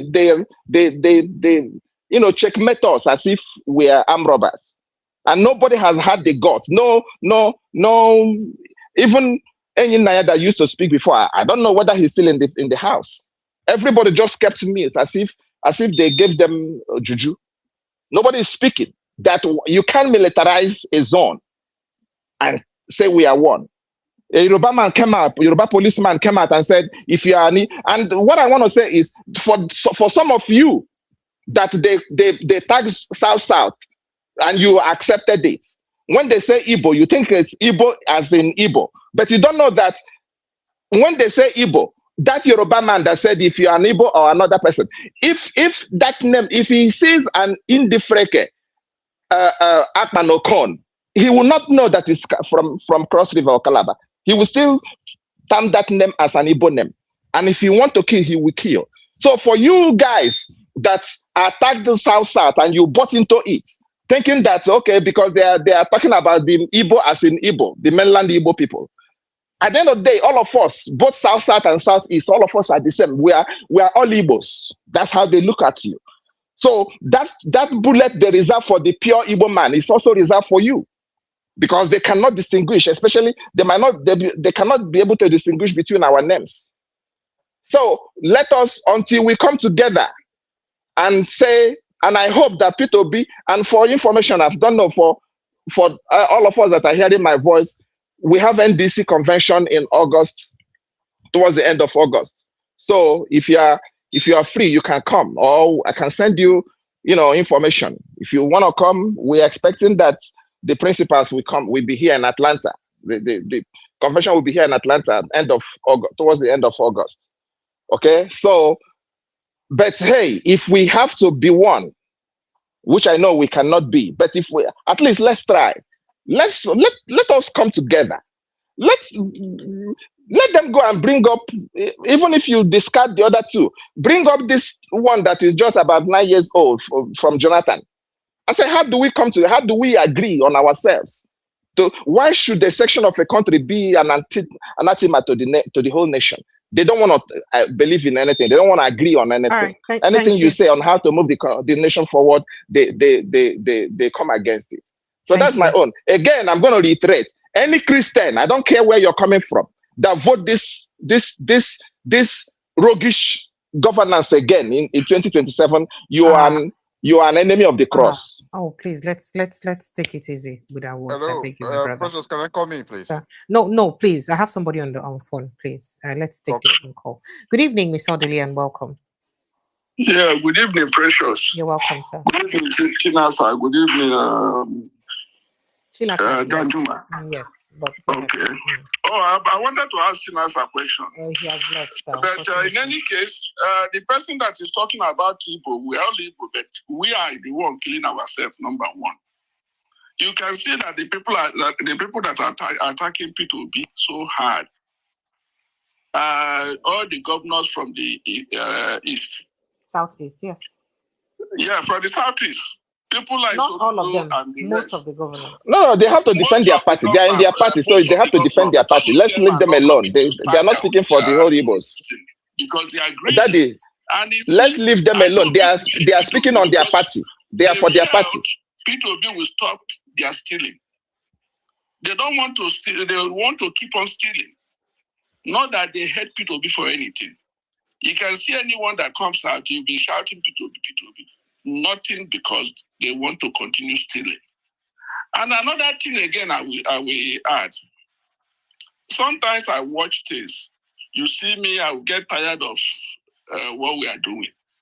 Because you see, I don't know if Peter Obi sometimes make comment on things that happens.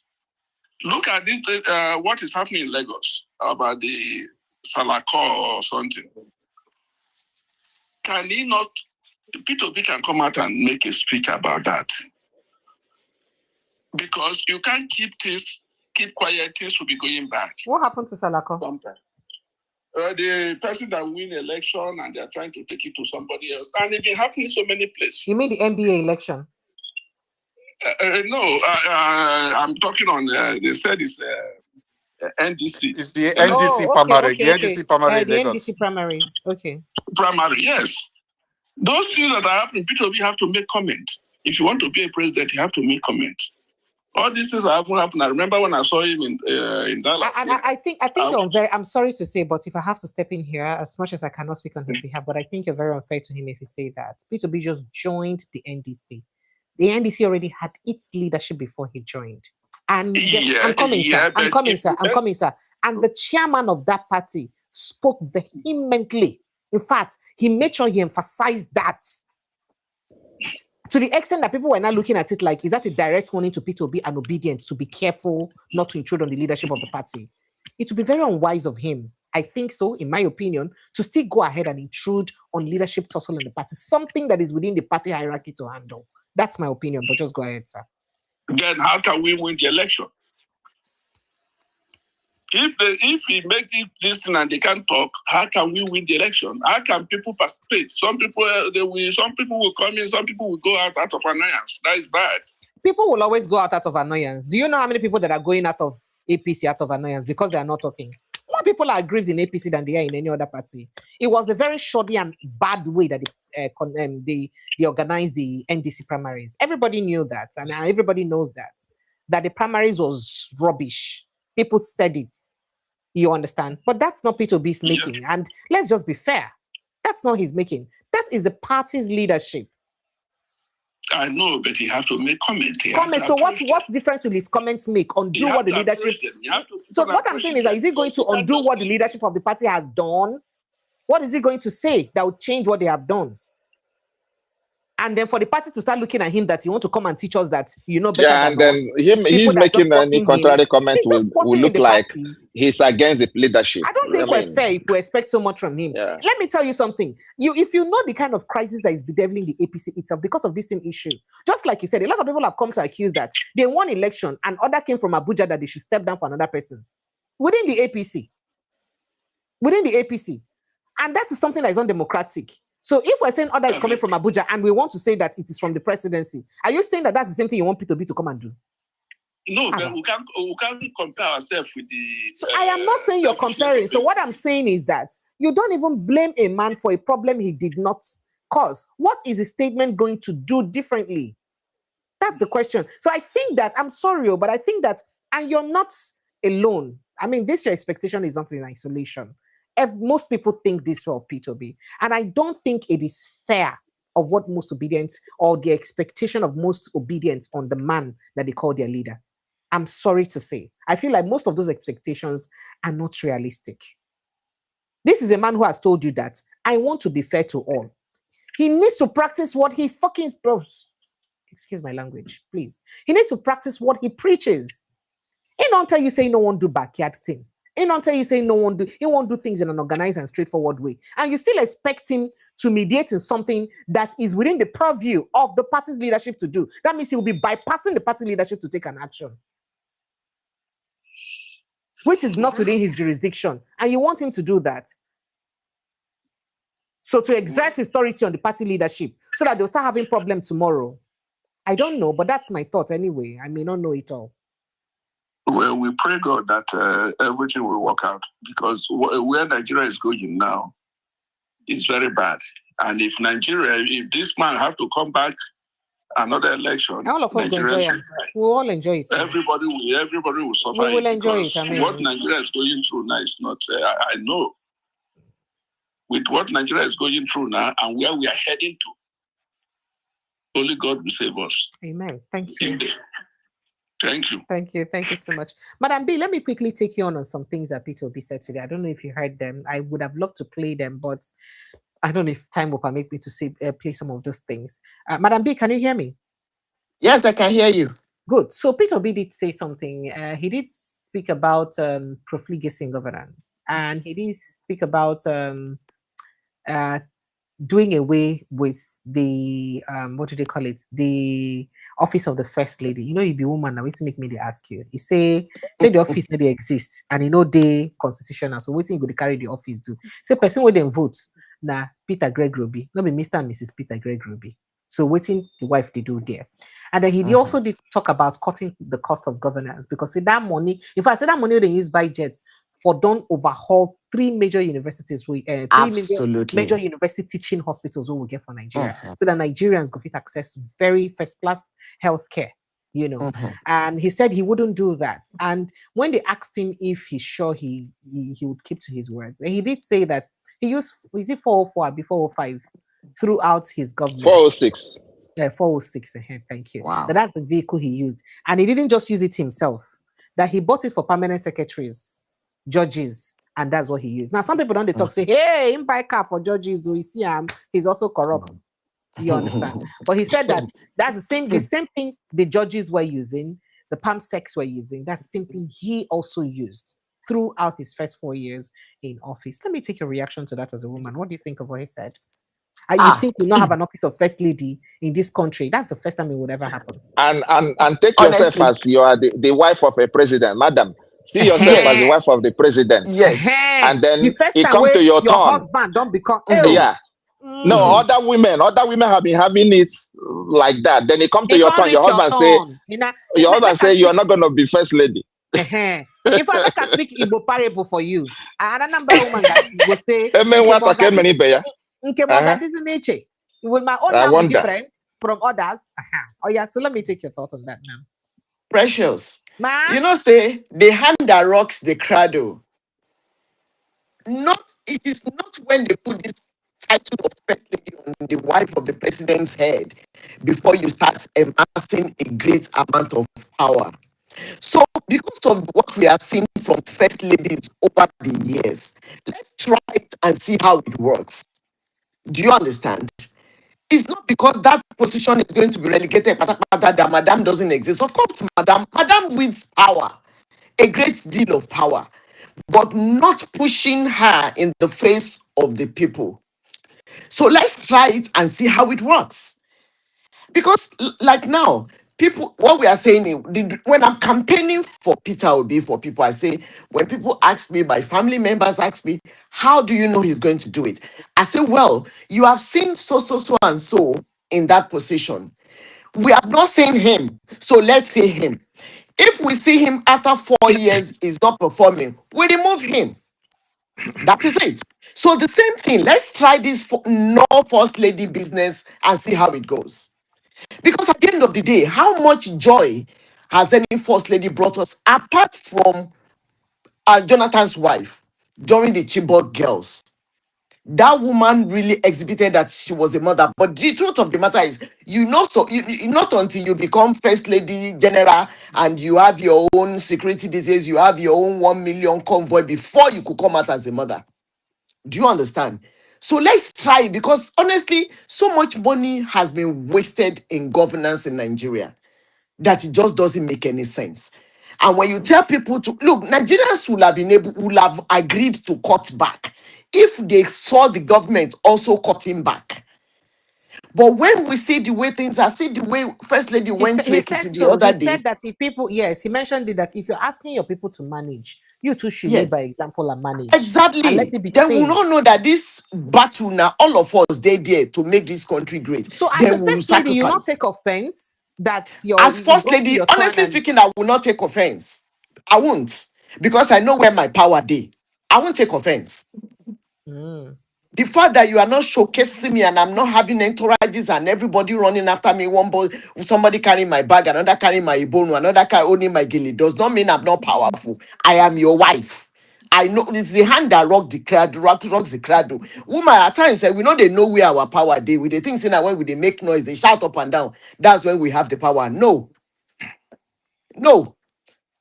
It's been a waste. Okay, what has been the impact of the first ladies we've had so far on women, on we women? What has been the impact? She's Okay, giving buy you car guys for women cars. leaders. She's gonna start using Akwete when her husband comes back to power.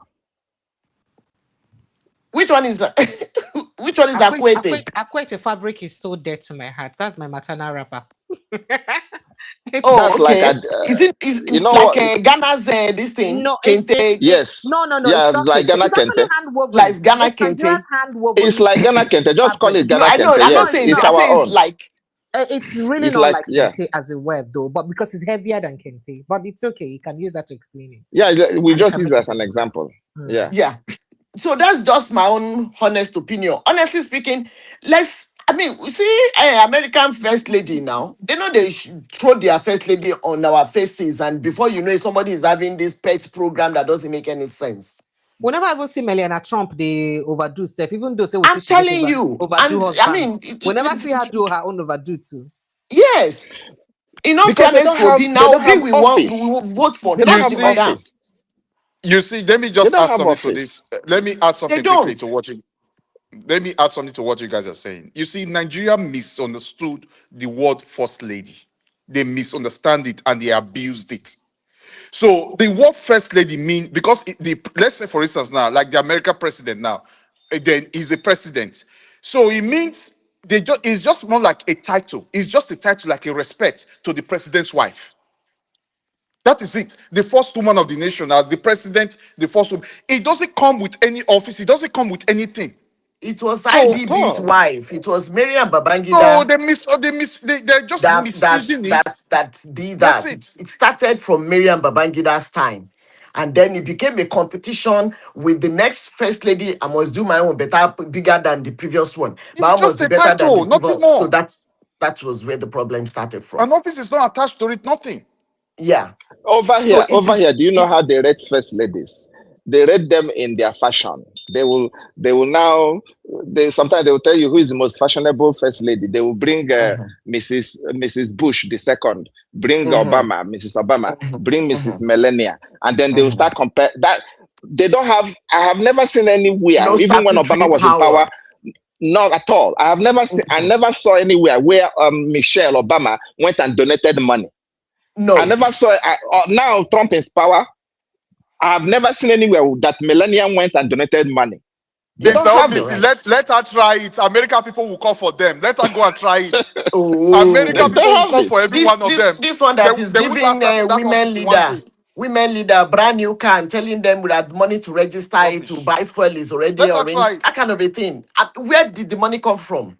Where? Oh, So let's try it because look, somebody has to start to rearrange this country. This country is going into pieces. We need somebody, and in the rearrangement, it will be new to us because we have been used to the abnormal for so long.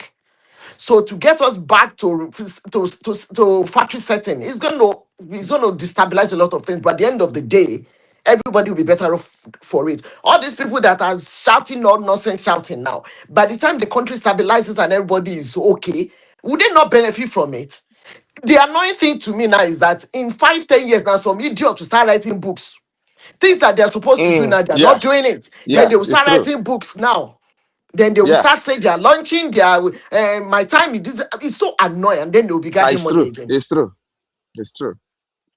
It's true. So And I yes, believe Obi can precious. do it because if he did it Yeah. when he was governor of Anambra, I was not there, but if his wife never had that kind of flamboyancy, I don't think she will be mad this time around. You say, oh, this man, you are a stingy man. Let me just stay in my corner. And from You what know. happened during Tunde Idiagbon's time, Nigerians are not so difficult to reset, believe me.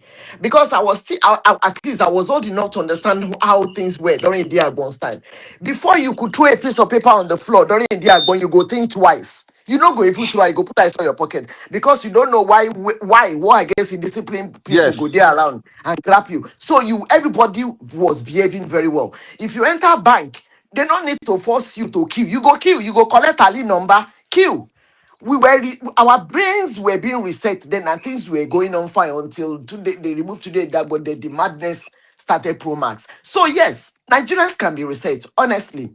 And we only need one person to, and I know Peter Obi will do it. I know that. Okay. All right. So let me take further reaction. T.Y. Don't you might have anything to say about any aspect of the interview? Or hello, you want to go? Yeah, I have some, but different from this topic you're talking about. Too. So go It's ahead. different because Okay. okay. So what I want to say is this, yeah. You know, regarding this, the tribal, regarding the pastor that says, sorry, regarding the laws that has been passed that they've banned these people for preaching on the bus or anything or thereabouts. This is the reason why I said last time that this 10th National Assembly, yeah, all of them are disgraced. The people that are there. I can't wait for 2027 for Nigerians to be able to flush all of them out. I'm not adding anyone. I'm not sparing anyone. First of all, before these laws were raised and is now being passed and all that, where were they? We understand that there is a problem with the country with the tribalism of a thing or whatever. There is a problem. So that is why I keep saying, first of all, the tribalism in the country, we must first deal with it. If we want to come together, if we are seeing preaching unity, let's come together, let's do things together. First of all, that ethnic bigotry, we must first of all destroy it. And when we are able to destroy that ethnic bigotry among What has us, ethnic bigotry got to do with the preaching and the banning in preaching on preaching? okay, let me put this word. Is it not somebody? If you find out very well, do your investigation very well, you will find out that maybe some of the people that sponsor that bill, some of them might be part of the north, from part of the north. Some might even be part from the south, who they've influenced. but why It will might it be pass when you have your brothers there too? If you that's say, that, that's why will it Nike pass? man, they say sponsor the thing now. Nike man. so you Uh-huh. okay. Oh, That's where I'm coming to now.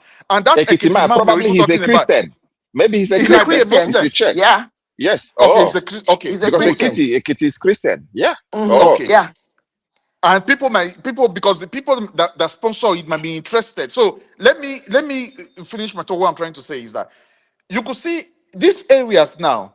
You can see this area now. These are part of what they use in driving division in the country because election is getting close now.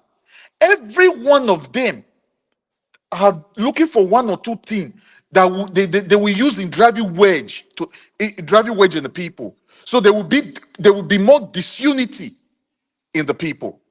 So now, how do we? Because if you look, the elites, the people up there, all of them all do something. There is no tribalism among them in terms of when they are distributing the loot among themselves. So the people, the ordinary people on the street, the neighbor next door, your colleague you pass through on the road, we must need to come together, because this is the work of the ordinary people on the streets now, who needs to preach this love among themselves. If that country must be saved, come together, and when they are able to destroy that hate among them, then they will be able to bring in a constitution that will save that country, a constitution which everybody will abide to, not what we have. But first of all, that ethnic bigotry must be destroyed first. We must eliminate it first. Okay. If you know, we must come you know, sir, I together. just ask you, say, what's the relationship between the banning? For Okay, so Yeah. let me ask him, how do you destroy this ethnic bigotry, bro? How do you destroy it? So Yeah. how do we destroy it? First of all, we must start from a place of showing love, like education, continue to educate ourselves. In every little thing can help. Every little thing can help. Rather than, okay, let me put it this way now. You see, I make a comment here yesterday that, say for instance now, like when they see anybody on the streets, or maybe they say, this is a number, but this person now is thief. Instead of ask questions first, or maybe try to understand if that person did the thing. Because of that hate that has grown in the people, before you know, jungle justice. They just attack that person. And that person might be wrong. That person might not have been the person that have done that thing. That person, it might be, it might not. In a country where there is supposed to be rule of law, they will take action into their hands. You see, all these things are part of the hate. Or look at this, or like these bandits now that are like the terrorists or whatever that are terrorizing the country now. So instead of going after the people that are committing this crime, calling these people out that are committing this crime, then rather what you get, you just profile the old people. You profile them, omo Igbo, omo Fulani, omo this. You start to because by continuing to saying all these things, you are driving division. We are supposed to be Nigerians first. Now look at where we are now. It's not that we don't have different languages in where we do, but you are a Canadian first. If you're in the UK, you are a British. That's the name. That's what comes first. Not I'm Eastern part. I be Igbo. No, I'm Yoruba. These are driving more division again, inside. Mr. Howdy, you did not respond to my question as to how the banning religion and preaching in buses, what has got to do with ethnicity in Nigeria. However, I do agree with you on what you said about ethnicity. In fact, I said this before, that if Rwanda can tackle it, we can tackle it. It is too much. In fact, yes. I have never seen a time. You see, I've said this before. I've never seen a time that Nigerians let me respond to that high cost division. Today. But yes, just you're right, Precious. Let me respond to that high yes. Add that banning of that preaching on the bus, preaching on the stuff as a kind of driving kind of a wedge or a division among Nigerians again with these tactics they've used. First, the Muslims, they do their prayer with their loud microphone. If you've been into Lagos, as early as 5 a.m. in the morning or 6 a.m., you could hear those loud trumpets, which will wake you up in your sleep. Depends on the area where you are. That happens. Nobody has complained about. But over here, we can call that noise pollution. But nobody has said anything about those. So are you saying that the Muslims in Canada don't do call to prayer? Tell whether you can bear me witness as well. Now that does not happen because Canada, America, all of them, it do not happen. No, they do in some places. Friday, some places, bro. Like if you go to Michigan, right now Mandane is in New York. They started doing it in New York. They do it in Michigan. Okay, in my side, not like that. In my place of where I live, in some sections, They do it in Dearborn, Michigan. They do it in Minnesota. In some Okay, in section my where side, nothing you like Was have it that. not in In Muslim Ontario, we majority. don't have that. No. Was it not in Michigan that we saw a preacher, some set of Muslims fighting a preacher for coming to preach in their area, that is Yeah. their zone? Because there Why is is he more. There is a preaching? A Christian preacher was there is preaching, and they fought because him. in Muslims Michigan, fought him. In US in there. Michigan, you have a lot of Muslims, and that is why we have a rep coming out from there, Ilanoma. Okay, that's you have majority Somalians and Muslims. In Dearborn, that's Dearborn, Michigan. Right now in New York, because Mandani is there, they've started even blocking the road to pray. So many times it's who is in power. That's how. But my own thing is this: when in this past World Cup, the day Congo was playing, they played in Atlanta. We went to Atlanta. You see, you have at least I saw three gospel preachers. They mounted their speakers and were distributing tracts. And we also went to distribute tracts. Okay. And you have this, even we were surprised that we had these people, of course, people that we are watching in the tents that the people were making money off of, and the people who were going to the stadium, everywhere was rowdy. But these people were still preaching. And this is America. Nobody stopped them. This is still America. In the Nigerian, when you were talking about being one, let me tell you, I grew up in Lagos. When we grew up, we had more. We didn't even know what Muslim and Christianity. During their Ileya, they bring meat to us, we eat. During our Christmas, we take meat to them, they eat. We were. It's like, and that's why many times. So, I don't know whether that kind of Nigeria will come back again. Is that not, those are part of the thing which I'm just talking about now. Those are part of, you see, But the love. do you think it will come back again? That is love. You're showing. How will it come back again? How? It will. How will it come back? When we put our mind It to can do come it. back. You When we, said something now that is the head. If we have the right head, it will come back. it See, this will. law, this don't preaching, whatever, this is just what I think is happening. It is from the APC-led government, and they needed to use a Yoruba person because these are the people preaching mostly in the buses, in taxis, and all that. So they needed to use a Christian who is from To that do it. region to do it. So that is what they have done. But I can tell you, it's from this Muslim-led government. But they needed to use a Yoruba person who is also a Christian.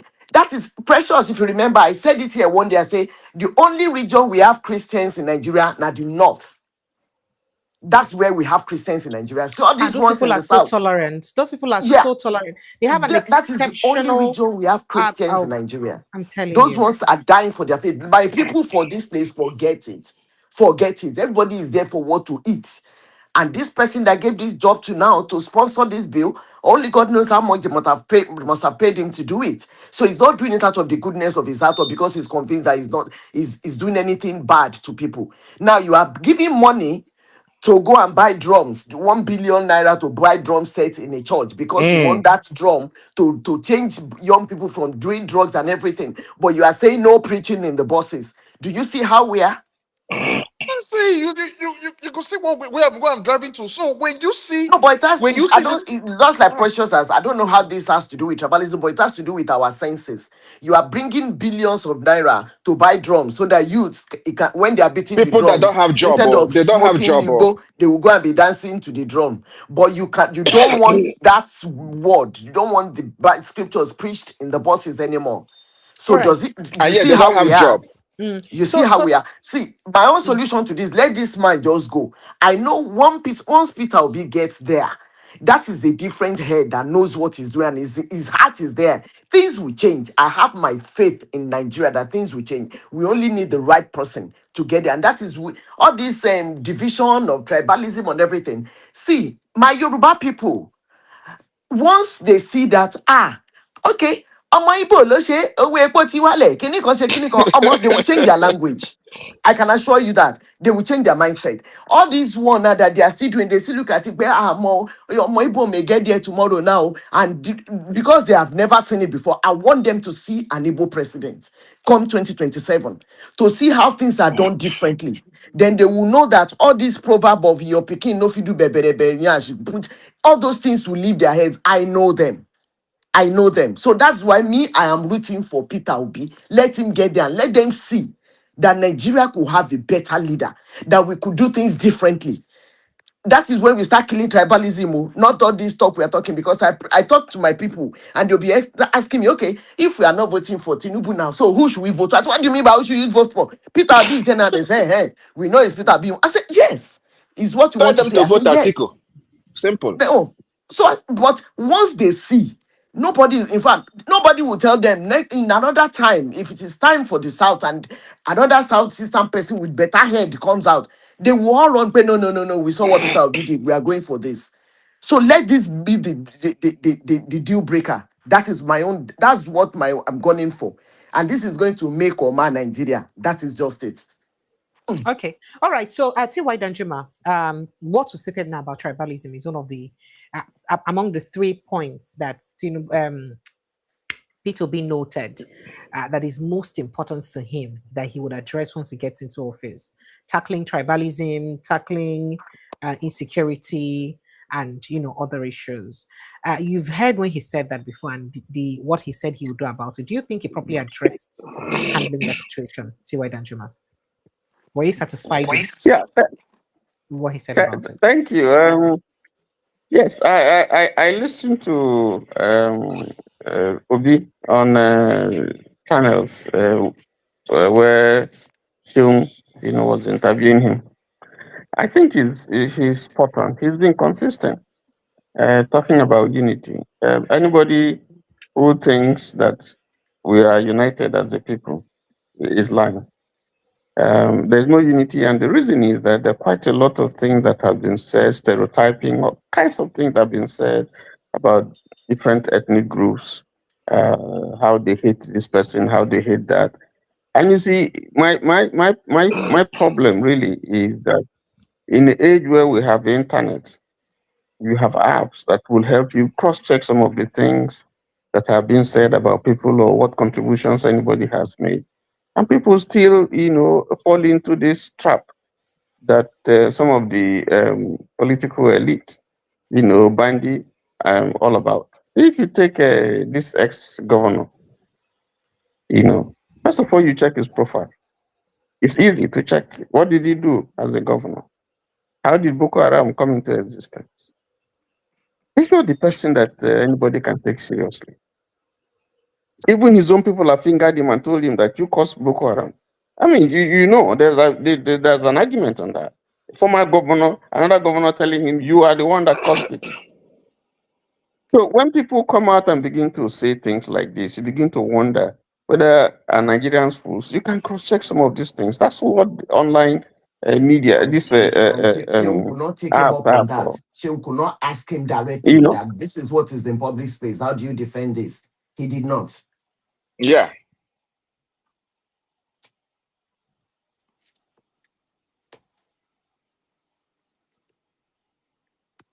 Right. I think network says them. Yes. Does anyone else want to comment on that quickly while Yeah. You see, that is the reason. Yes, that is the reason why I always give kudos to Erufai.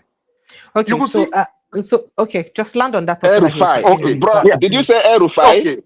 You see the question regarding that that sheriff of a guy. Which okay, he meant Peter. When he was asking that question, when he was asking him that question, you could see if it was Husseini Rufai, when Rufai knows that thing is not true, it will debunk exactly it instantly there, and it will challenge him. It will go further and will bring the fact. But this Shehu, I'm just wondering what kind of a person is this? you allow lies to spread. You allow lies to fly. Okay, that guy should go back to his journalism, go back to the school and go and learn journalism Not again. easy. These are Is in part the of the people wrong causing business. confusion causing confusion in the mainstream media. Huh? That's why sometimes when I see the guy interview, sometimes I just turn off the TV and I move past it because it's not the person you want to listen to because At he has all. no. I don't know the kind of. I don't know how he even got to that position. I'm sorry to say. Sorry to Well, say. he's a See why senior that you please journalist now. continue from where you were. Continue from what Yes. you thought you were saying. Sorry, I don't know what is wrong with my network here. So I think that these are issues that can easily be sorted out. There's a problem, and then two, I think the view that they have of the Igbo person, because when you hear people saying the Igbo man cannot be president, Igbo man cannot be, you're asking why can't he be president? Is he not a Nigerian? Why can't he be president? And people still see them as defeated people. People still see them as in spite of the enormous contributions that they have made to the country. See why Dajuma, sorry to If, say, if, the people that are seeing the Igbo people as defeated people, they are the defeated people if they don't know. They are the prisoners on themselves. Because the if you, way we are now, we need to have an open mind.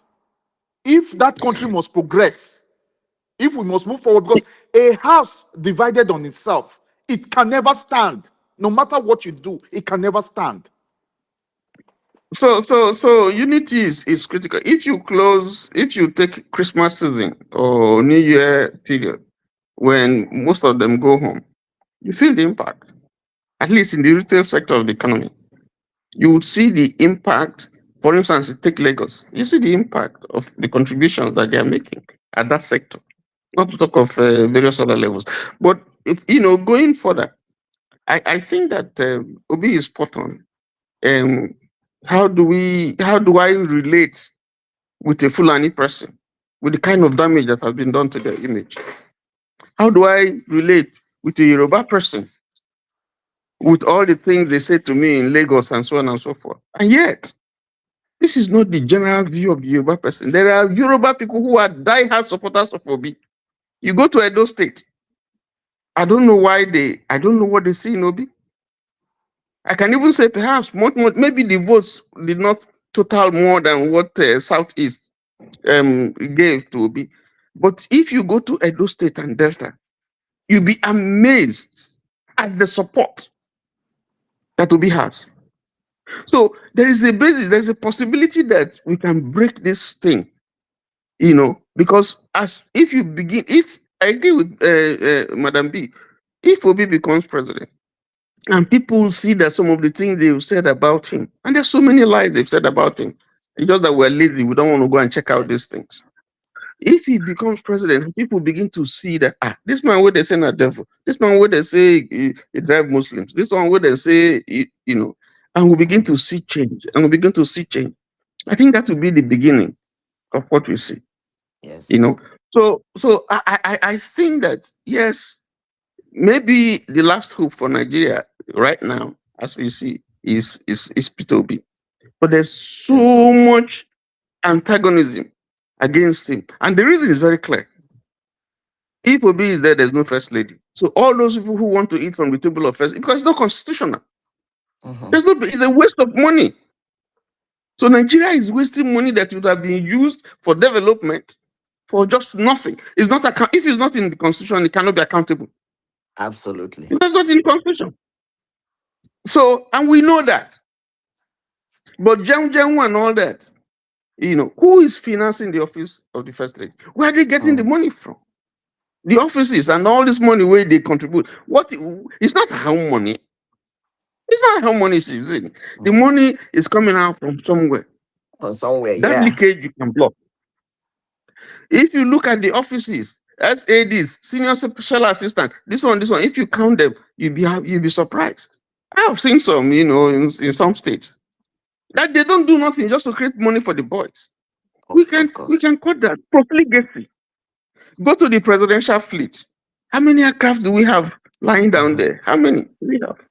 It's more than 15. And yet we don't have a national carrier, but we have a fleet of presidential jets. That's what they The said. yacht that you have, And to be the wonderful. yacht that you have, what is it doing? Why do you need a yacht at this time? So there's so much, and people don't like this thing because they know that if this man comes, Obi says Nigerians voted for him. They didn't vote for First Lady. He and First Lady are one. So why do you want to create an office?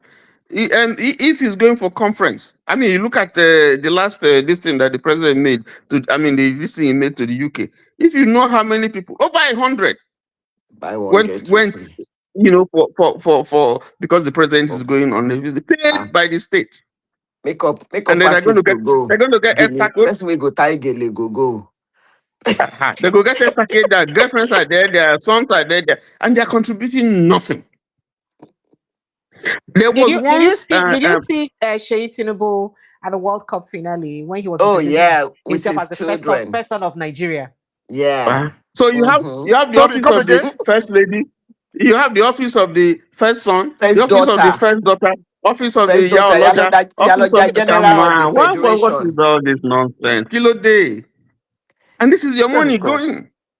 And it See, looks normal to this you. one where we know they ever know what's in our budget. Maybe if somebody carry binoculars enter that budget, and I go see something for first daughter somewhere and first son somewhere there because It's all there. sort of things that they come up from that budget now. It's there. There was a conference Oh last God. UN conference. I think it was last year, July or September. A general conference of the UN, and Nigeria is God. God is only God that will forgive Nigeria. European leaders were coming to the UN. So you go get like 3 or 4, 5 of them in a bus from Europe. In a bus. African leaders were coming in limousine. During Onga now, they stated it Onga, now. that's And right. African leaders Onga. are coming to ask for debt relief. Meanwhile, the people where they ask for It's debt fine. relief, they They in a were joint saying, bus, so not one, not a single bus each. Then they together in a bus. You see us? yes, they were saying African leaders, some of them were staying in high class hotels in Man. The other ones were staying in moderate hotels. Yes, 5-star hotels. And then you come to the conference, then they see you. These are people, they see you. You come to the conference, you are begging them for money. Oh God. It's really sickening. All right, let us wrap up. Hello, you want to network? I don't know. I think TY's network is Yeah, let me. T1 just said I know something. you have a few things to say. Just go ahead very quickly.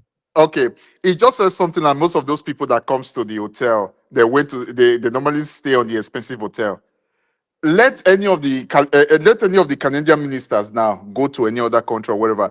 The allowance that is being given to them, they dare not go and stay in those 5 stars or whatever, where they know their work. When they come back, it's the people that will question them. Why will you go and stay in this kind of a place?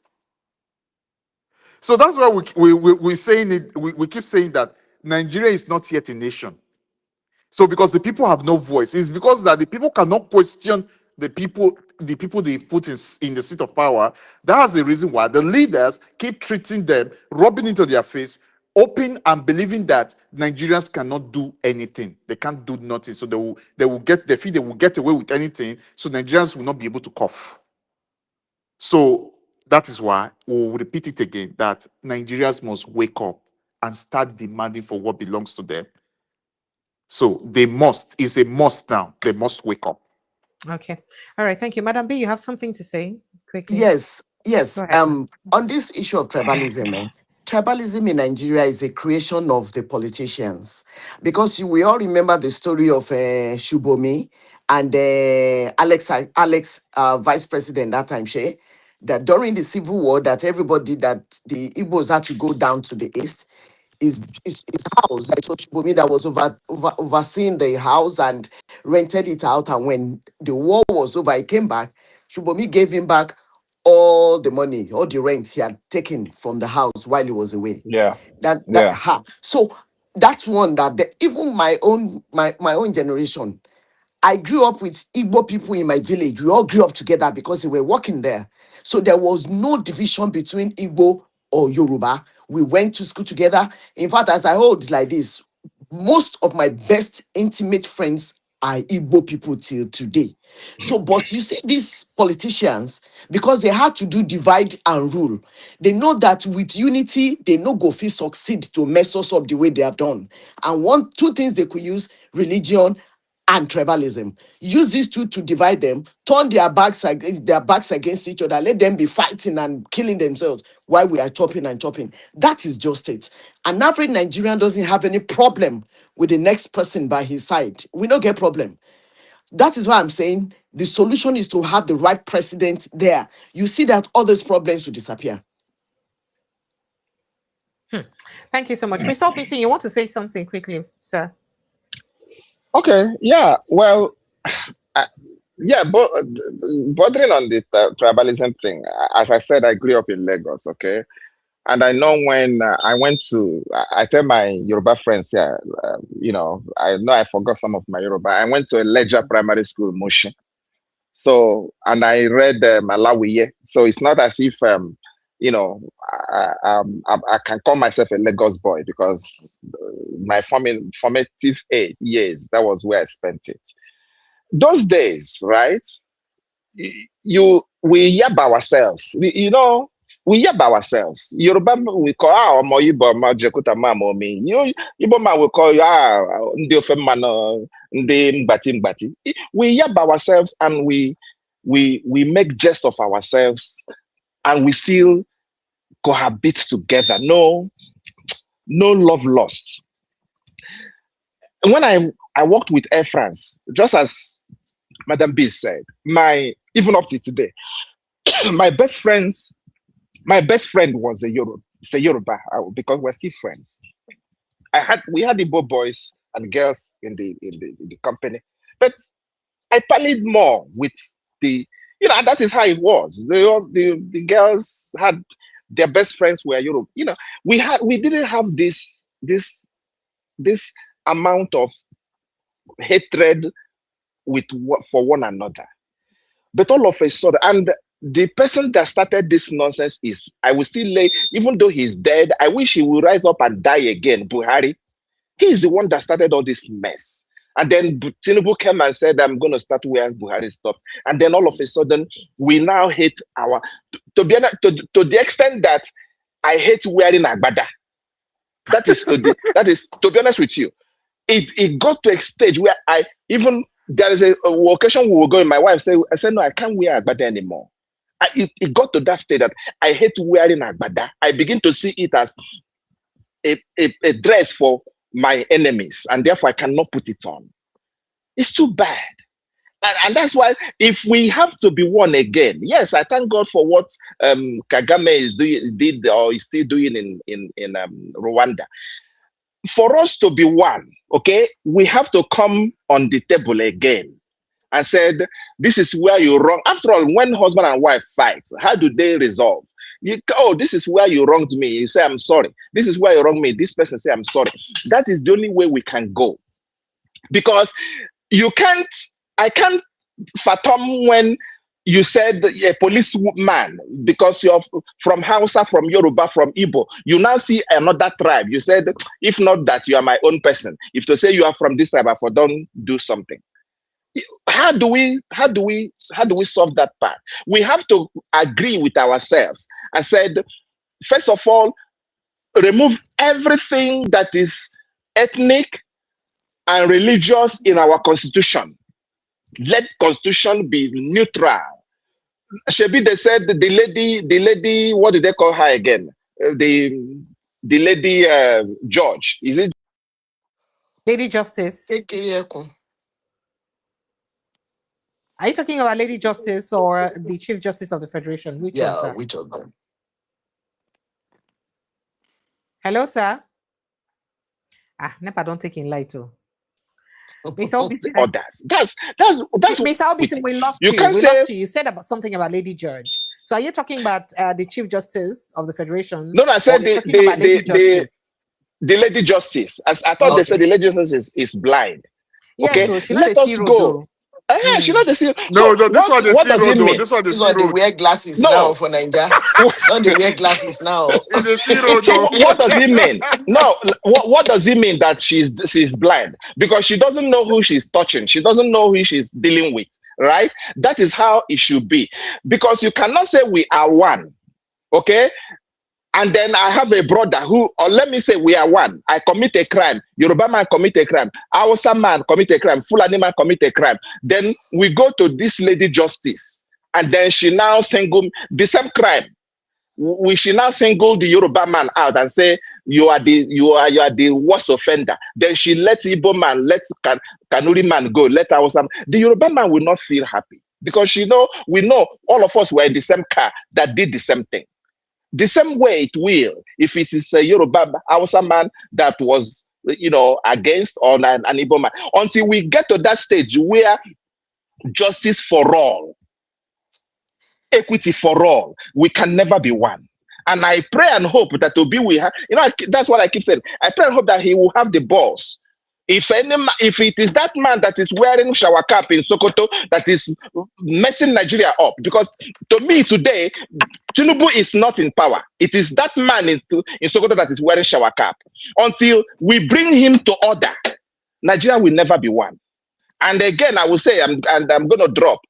If you're a Christian in Nigeria or anywhere, you are supporting this roguish government, you are an antichrist. You are an enemy of the cross. Even though you are a GO. Yes, I am not a pastor, I'm not nobody, but if you're a GO, you're a prophet, you're a prophetess, you're a primate, you're an archbishop, and you are supporting this Muslim together that is killing your people, you are an enemy of the cross. Thank you. I don't think it will be fair for you to say that because people have the right to vote who they want to vote into power. No, this time around, you don't have the right because they have taken us for granted. When somebody takes it, take it easy, take it easy, please. Okay? If they don't have, right now, you don't have any option. If you're a Christian, you don't have two options. You have only one option, to vote your own person, to vote your own faith. Simple. If you're an Igbo man and you're a Muslim, fine, go and vote Muslim. But if you're an Hausa man and you're a Christian, if you don't vote a Christian, you're an enemy of the cross. Precious, can I just chip in? Ahead, sorry. Go ahead. Take a passing shot. My brother Obisin, I don't agree with you. People have no, a right I to understand. vote for Nobody needs to agree with me, but that's my stand. Yeah. I think this is the problem that we're trying to solve. That we should look beyond ethnicity and religion. But it's religion that has brought you so far. The only thing. Listen, if a Christian is not going to provide good leadership, don't vote for him. I agree. If a Muslim is going to provide good leadership, vote for him. That is the only way we can move forward. Muslims have been ruling us. Have they provided good leadership? They have not, and they will not.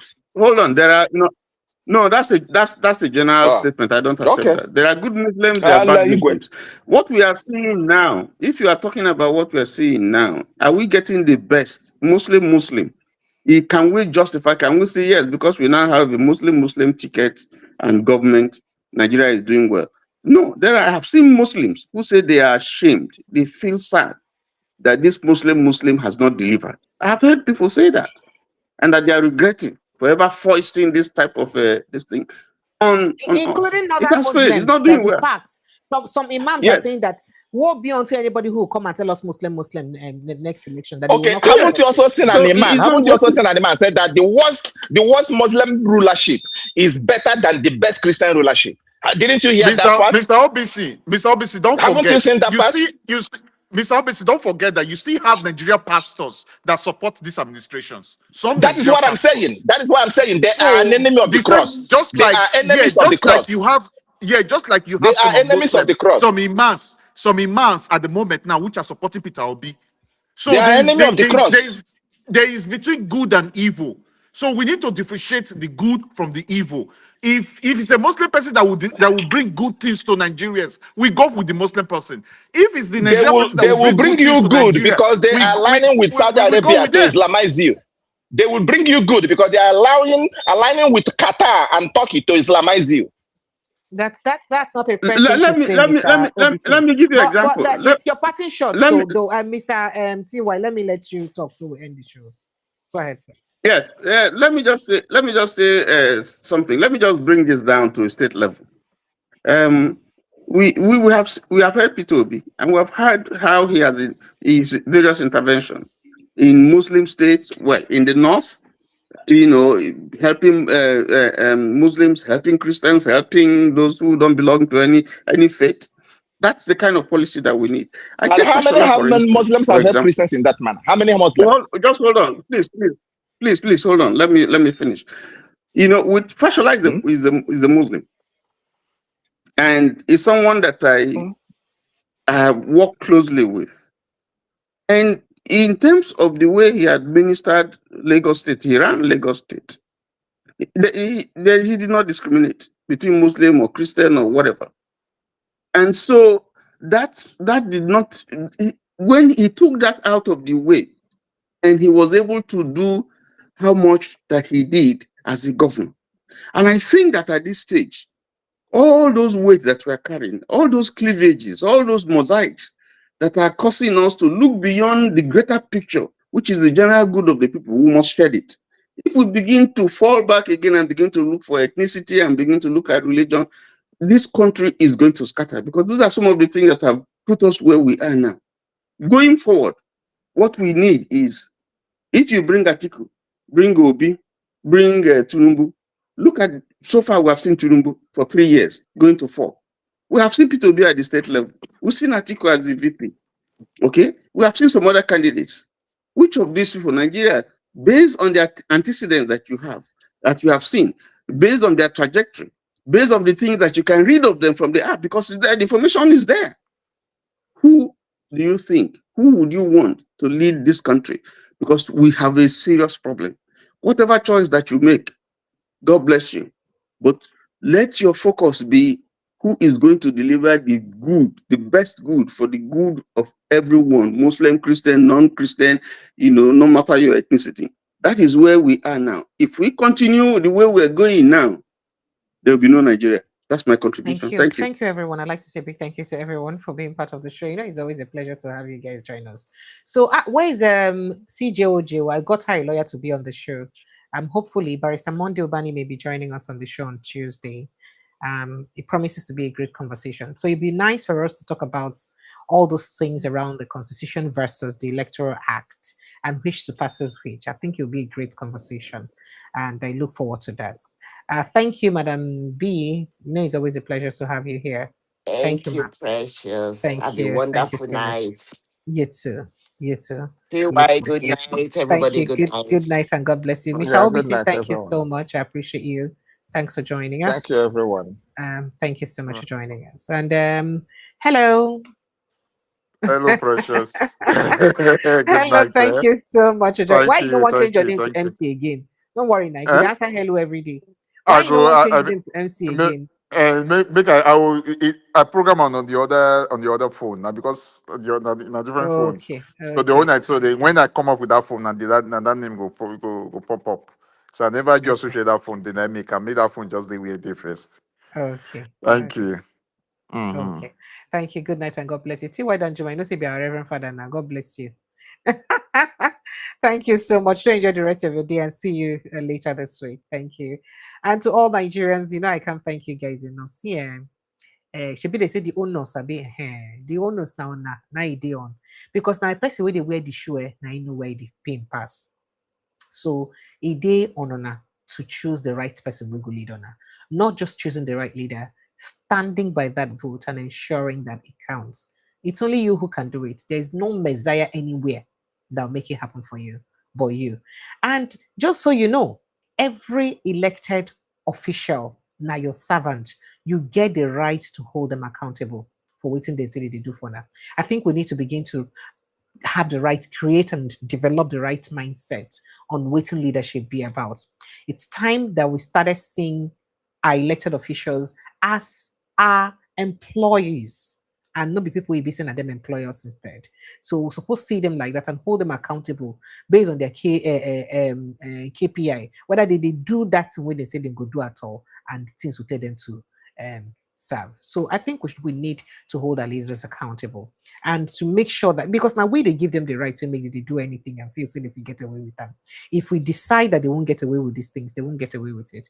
I love you guys and I appreciate you. I'll see you again tomorrow evening, God willing. Protect your mental health. Good night and God bless you.